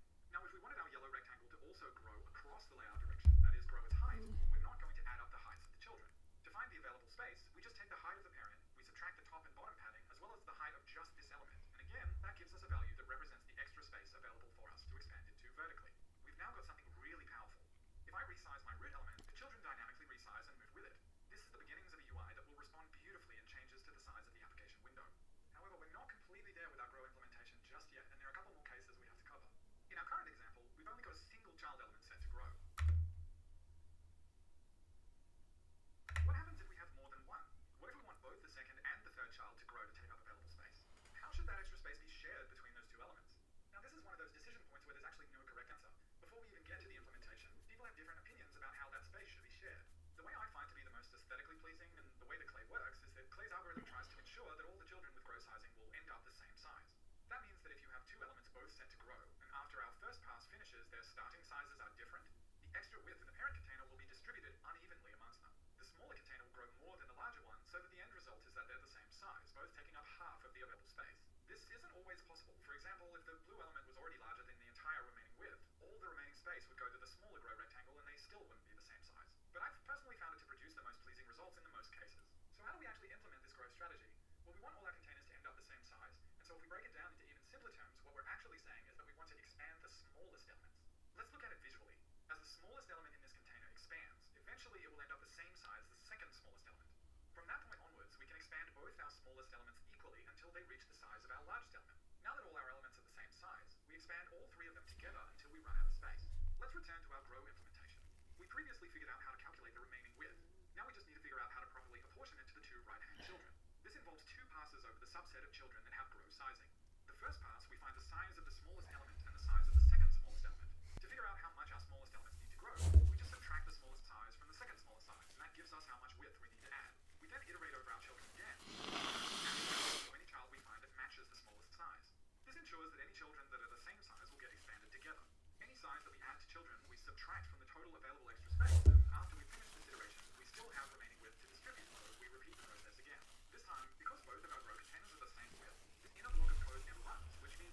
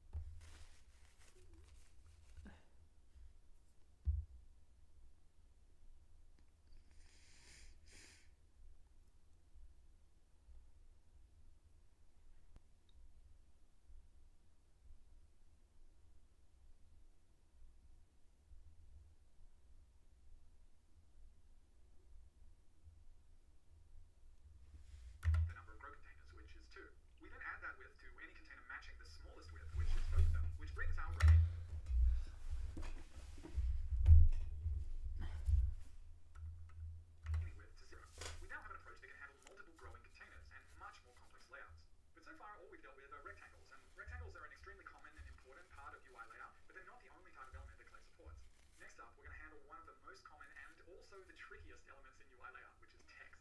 Whenever you read about text in user interfaces, it's very easy to get overwhelmed with all the jargon and edge cases presented, like text shaping, ligatures, kerning, and anti-aliasing.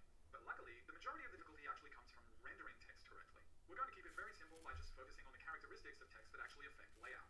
Unlike a rectangle, which by default has no intrinsic size, if we render the text in a particular font and font size, the result will take up both horizontal and vertical space. Measure the dimensions of some text. Our current UI layout algorithm still works perfectly. Instead of hard-coding the width and height of the outer rectangle, I just let it fit to its contents. You can see that because the text element has measurable dimensions, the container fits its contents just fine. This works great for things like button labels, but starts to fall apart when we're dealing with large bodies of text like blogs or articles. If I try to render a text element with a few hundred words that has no explicit U-line characters, my text element will end up with a huge width, and that will completely break my layout by causing every subsequent sibling element to render off the screen. Now, this might seem like a catastrophic failure of our algorithm, but we're actually just missing one small piece, which is that we figured out how to grow containers to take up extra space, but we haven't figured out how to shrink containers to fit into their parent if the contents are too large. Of course, if you've used a computer for any significant amount of time before, you know that an easy way to shrink the width of our contents to fit inside our fixed width blue rectangle is that we could wrap the text onto new lines. There's a bit to unpack, so let's start by thinking at a high level about how to shrink elements that are too large for their container. We already have a bit of a conundrum here. If we have multiple child elements, with one fitting to its text and the other two having fixed widths, if we go ahead and just naively shrink all our child elements equally, we'll break the sizing constraints of our other two fixed width elements. We want to shrink our text element and wrap the text, rather than shrinking the rectangles that the user has explicitly said they want to have a fixed width. Now, we could, for example, say that our algorithm only shrinks elements that don't have a fixed width, which would work in this case, but imagine if our fixed width rectangle wasn't a direct sibling, but instead was one container with fit sizing. We would end up shrinking our text in the pink fit container at this level without realizing it would cause some of the content somewhere further down the tree to overflow. So our algorithm here is missing some data. What we're expressing here is that the text has a preferential width that it will expand to if all that space is available, but it also has a minimum width, which is the smallest size that it could shrink down to in order to save space. We already have that preferential size, and the minimum size of our text element in English might be just the size of the largest single word in the text contents. By contrast, our fixed width rectangle has the same preferred and minimum sizes. So now that we've got our distinction between an element's preferred dimensions and its minimum dimensions, the algorithm to shrink our elements to fit their container is functionally identical to our algorithm to grow elements to take up available space. When we shrink our child elements down, we want them to end up the same size, which means that we're going to start by shrinking the largest element down to the size of the second largest element, and continue in the same way until everything is small enough to fit.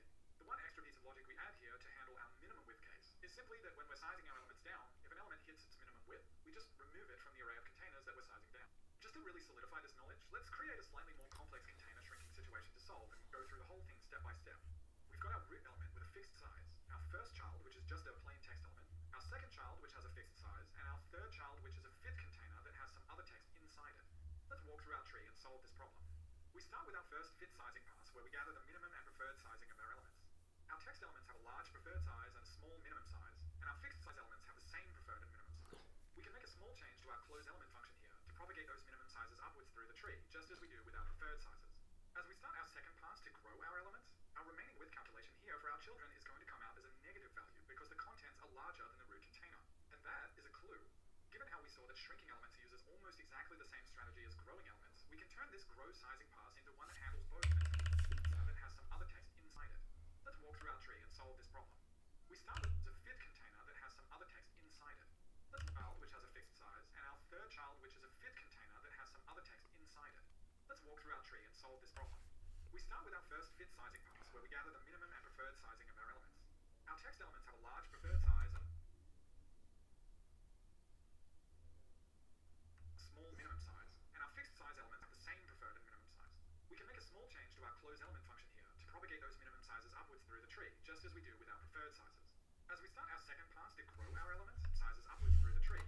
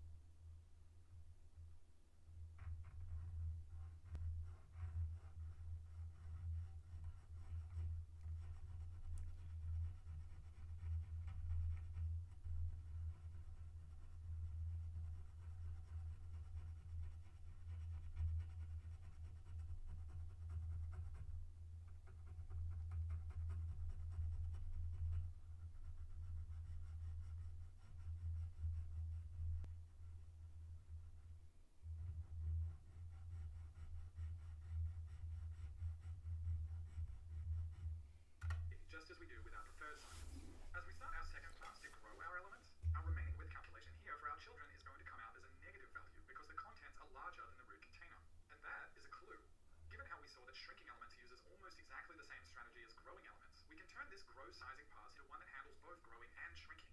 Because our shrink and grow strategies are almost exactly the same, I could slightly modify this loop to work for both growing and shrinking, but for the purposes of a video demo, it might get a little hard to read, so I'll just copy-paste this code and modify it slightly to handle shrinking.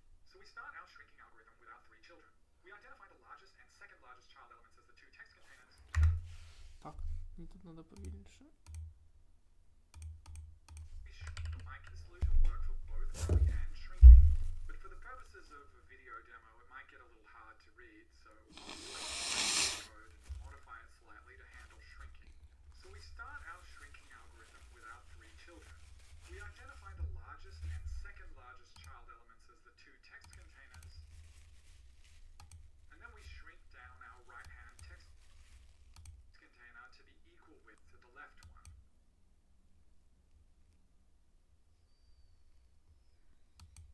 Our next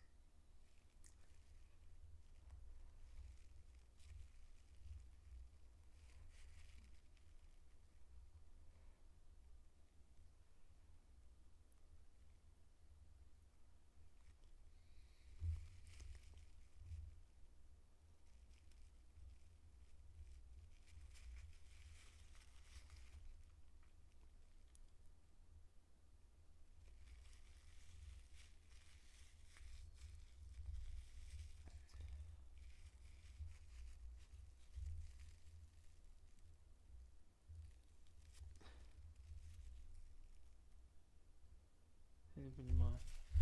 Largest це size 0 перша, потім second largest 0. Width to add. Remaining width for child and shrinkable.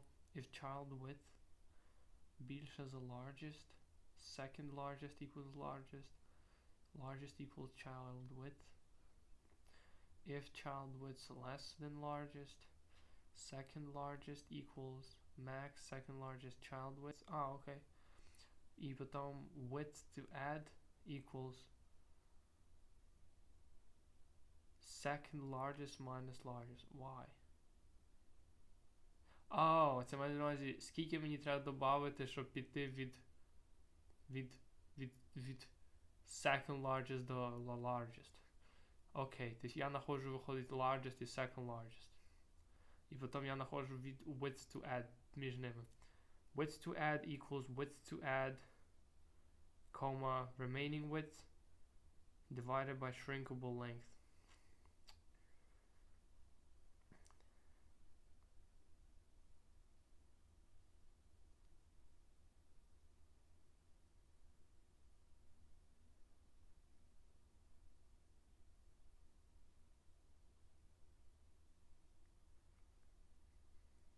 Окей, тобто він робить max, тому що він хоче додати width to add, але якщо його додати вже не можна, то він хоче тоді додати те, що осталось, поділити на кількість елементів, які йому осталося вбирати. І потім він робить for each child in growable. If child width equals smallest width, child width plus minus width to add, remaining width equals. Okay. Okay. next iteration identifies our 2 text elements as the equal largest containers and our fixed size element as the second largest. So we shrink both our text elements down to the size of the fixed element. Now it looks like we're done here, but there's actually still a small amount of width left to make up. On our 3rd iteration, all our elements are the same size, which means we need to shrink them all equally. So we start by shrinking our first text element by 1/3 of the remaining difference. Then when we go to shrink our second element, the fixed size one, we can see that it's already at its minimum size. So instead of shrinking it, we just remove it from the list and continue on to shrink our second text element by 1/3 of the remaining size. As a result, we now have one final iteration where we shrink both our text elements equally and reach our target content width. However, even though we've resized the widths of our text elements correctly, you can obviously see that the text itself is still overflowing, even if the bounding boxes are correct. We need a new step in our algorithm that happens after we process our shrinking, which is wrapping any text elements that have shrunk.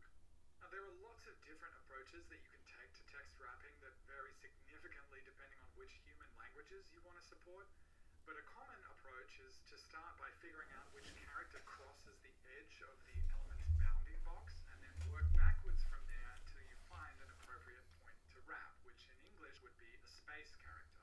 We then slice the string from that point onwards, increasing the height of the text element container by the height of one line of text, and just repeat that process until we reach the end of the string. So all we have left is to wrap our text elements, and then we should be done. This doesn't quite look right. What's happened here is that when we wrap text, the element will inevitably have a larger height than it did originally, which then needs to be propagated backwards up the tree to parent containers. If propagating heights upwards through the tree sounds familiar to you, it's because we're already doing that as part of our first fit sizing step. The problem, of course, is that step happens before our text wrapping step, which can cause our heights to change again. So what we need to do is to split Aliumu. of our current sizing steps into separate steps for width and height, and defer sizing our heights until after we wrap our text. This means that the text wrapping step, our background rectangle actually has a height of 0 because it's configured to fit its contents, and we haven't done our height pass for fit sizing yet. I'm also just going to set the height sizing mode of our yellow rectangle to grow so you can see what happens. And of course that means it's also going to be 0 because we haven't grown our heights yet either. So after wrapping our text, we do our fit sizing pass for heights, which gives us the correct height for our background rectangle and the light blue text container on the right hand side. We can now continue on to our grow and shrink heights pass, which can now correctly grow the height of the yellow box to match the height changes caused by. See, I'm all configured wrapping step. Our background rectangle actually has a height of 0 because it's configured to fit its contents, and we haven't done our height pass for fit sizing yet. I'm also just going to set the height sizing mode of our yellow rectangle to grow so you can see what happens. And of course that means it's also going to be 0 because we haven't grown our heights yet either. So after wrapping our text, we do our fit sizing pass for heights, which gives us the correct height for our background rectangle and the light blue text container on the right hand side. We can now continue on to our grow and shrink heights pass, which can now correctly grow the height of the yellow box to match the height changes caused by the text wrapping. At this point, we have a very powerful layout algorithm that can represent a significant percentage of the layouts that you would see on the web, for example. It's just missing a couple of small key features that we can add in very easily. The first feature is minimum and maximum sizing, which is a classic feature in UI layout to help you control how your UI responds to changes in content size. If we take our original drop-down menu that we were planning to build, you'll notice it has a minimum width that it will maintain even if the children are smaller, and it has a maximum width that it's allowed to grow to before it forces the menu text items to start wrapping. We already have the concept of minimum and preferred sizing underneath to allow our text elements to work correctly, so we're going to expose our minimum sizing as something configurable and add a maximum sizing as well. There are two places where we need to implement handling for this. Firstly, in our fit sizing passes, when we're expanding our parent containers to the size of their children, we cap that size to the configured maximum size of the container if there is one. The second place we need to handle this is when we're growing elements to take up additional space in their parent. Next we need to handle this is when we're growing size of the container if there is one. The second place we need to handle this is when we're growing elements to take up additional space in their parent. And in exactly the same way as shrinking elements, where we simply remove elements from our shrink array if they've hit their minimum size, we do exactly the same thing for our array of growable elements if they've hit their maximum size. Very simple and straightforward, and we already understand most of the logic that's happening there. Now the final part of the algorithm that I'm going to show you is alignment, which is often used to center elements inside their parent container. Alignment in Clay can be provided separately for each axis, with a combination of left, center, and right alignment for the x-axis, and top, center, and bottom for the y-axis. Now because alignment is entirely to do with position and not to do with size at all, we're going to handle our alignment right at the end, at the same time that we're calculating our positions. Alignment is actually a very straightforward little calculation, and as with most other things, varies depending on if we're aligning along the layout axis or across the layout axis. If we're aligning along the layout axis, for example, centering the X alignment of the children of a left to right container, we do the same classic calculation to find the remaining width of the parent not taken up by the contents, the padding, or the child gap. We then take that extra space, divide it by 2 to distribute it equally on the left and right hand sides of our content, and then add that divided difference to the X offset of every child element, which will push them all into the center. Of course, if the content is the same size as the container, we'll get a difference of 0 and the elements won't move at all. Our strategy is slightly different if we're aligning across the layout direction. If we take the same container laid out left to right and want to center align our elements vertically, you can see that unlike our X centering, where we move all the elements by the same amount, each of these children can have a different Y offset. But the approach is actually very similar. We simply calculate the remaining height for each child individually by subtracting the padding and the child height from the outer element height. This will produce a different alignment offset for child elements with different heights. And you might already be able to see this, but if we wanted instead to align these elements to the right or to the bottom, we would just skip dividing the remaining size by 2 and add the entire difference to the top instead. It really is one of the most straightforward parts of layout, assuming, that is, that you finalize all your sizes before trying to approach alignment. And now, to really pull it all together, we're going to lay out that nice context menu that I showed you at the beginning of the video, because we've got all the tools that we need. First up, we create our root element, an empty purple fit container. If we create our child menu items now, they'll be laid out from left to right, so we can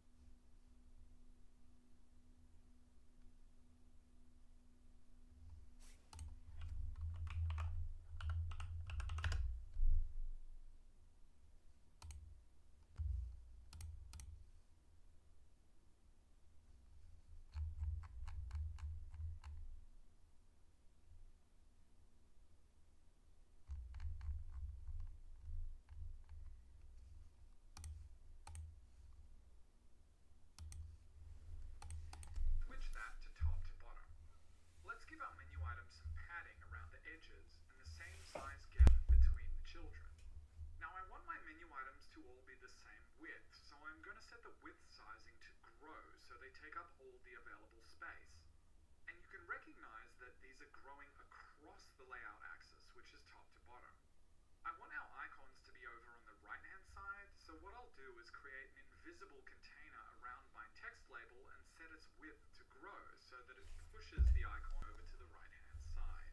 I'll also add some horizontal padding inside my menu items to make them look a little bit nicer. And rather than adding vertical padding, which could result in the menu items being a different height, I'll set the minimum height of each menu item to 80. This is looking better, but our text and icon adding vertical padding, which could result in the menu items being a different height, I'll set the minimum height of each menu item to 80. This is looking nicer. And rather than adding vertical padding, which could result in the menu items being a different height, I'll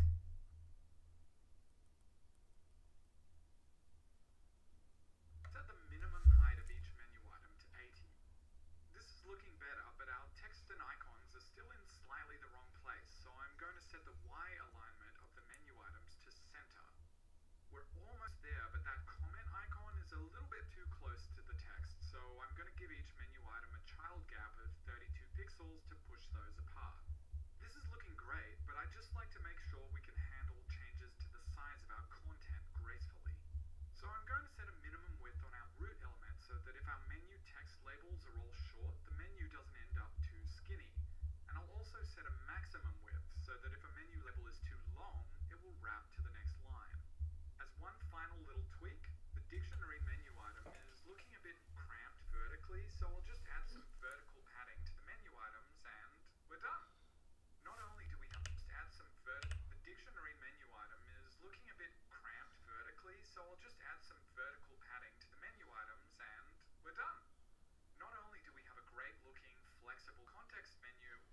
would also be able to explain to me how every single element in this UI ended up at its correct size and position. This, of course, is just a small window into how Clay works. The core layout algorithm is a piece of a larger puzzle. This might sound like an odd thing to say, but I hope armed with this knowledge, you might decide that you don't even need to use Clay at all. Building an extremely powerful and flexible UI layout algorithm is actually very straightforward once someone explains the tricks to you, and I would really encourage you to just have a try at implementing it yourself from scratch. It's a lot of fun. Good luck. Okay.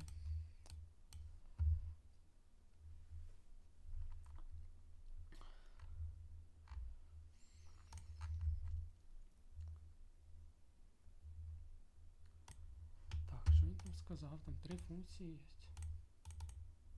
From that first rep, might have meant in the drop-down, but that would be kind of ridiculous. If we imagine ourselves as a user of this function, our expectation mentally is that HTML.